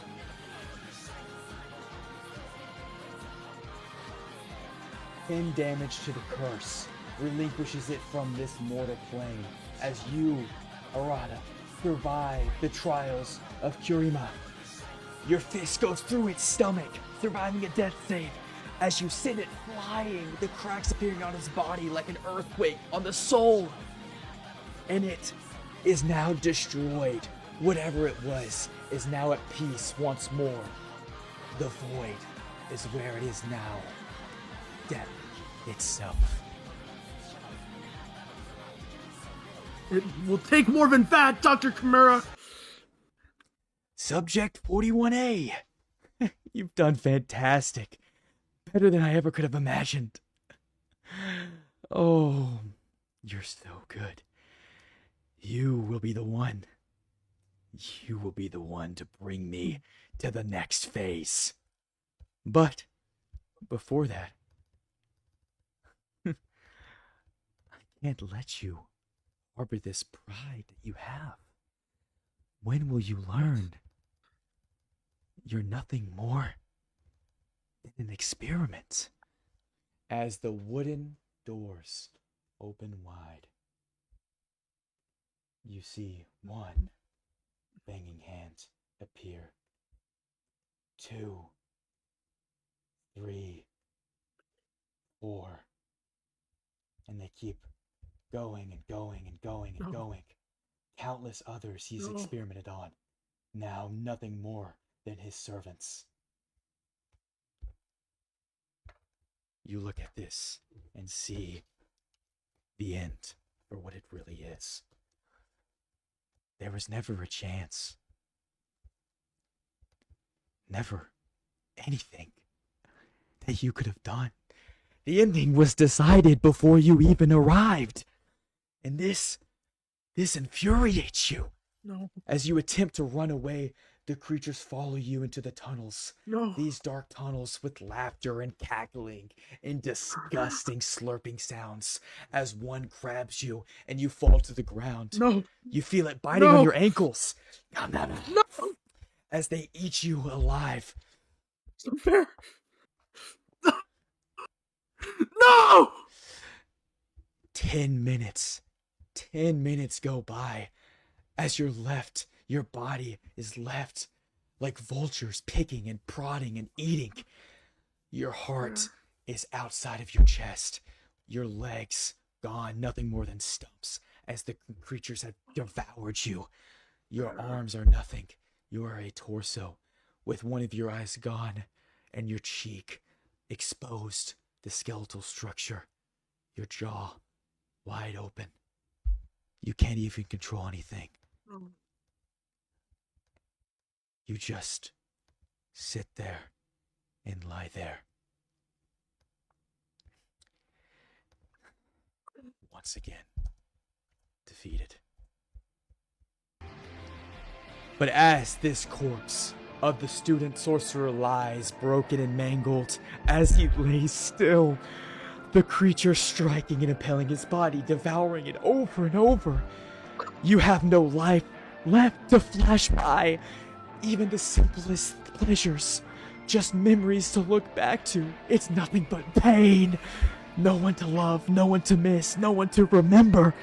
Your memories are nothing more than a mixture of paint thrown against the wall. They simply have no meaning. You, Arata, see a path ahead of dark silence. Silence. No more pain.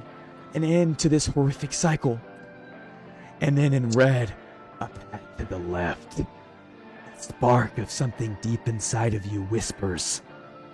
A path A path of hate, a path of vengeance, a path of description. Which will you choose? You can only choose one. An end to the cycle or a continuation. Where do you walk, Arata? The lights.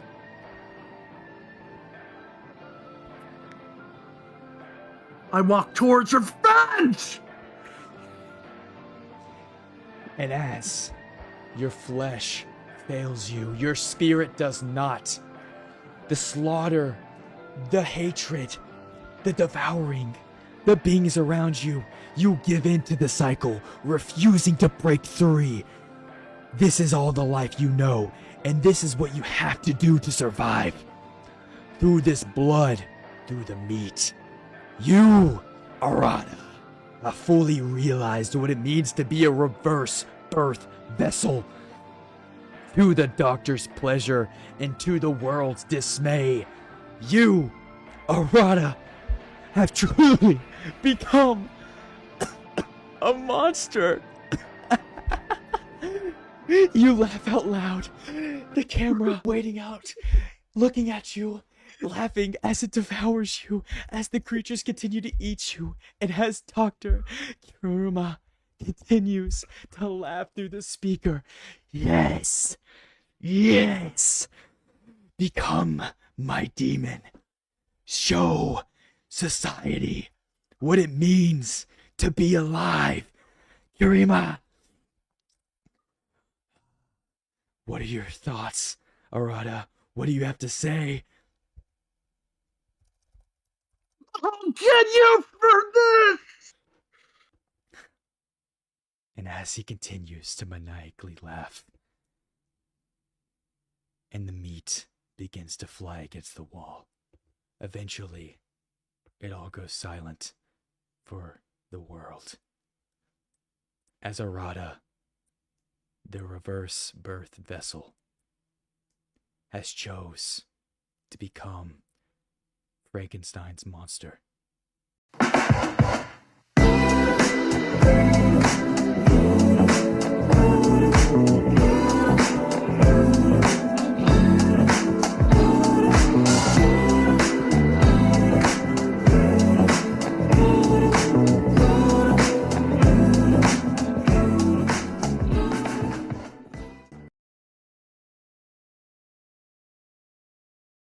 What's happening?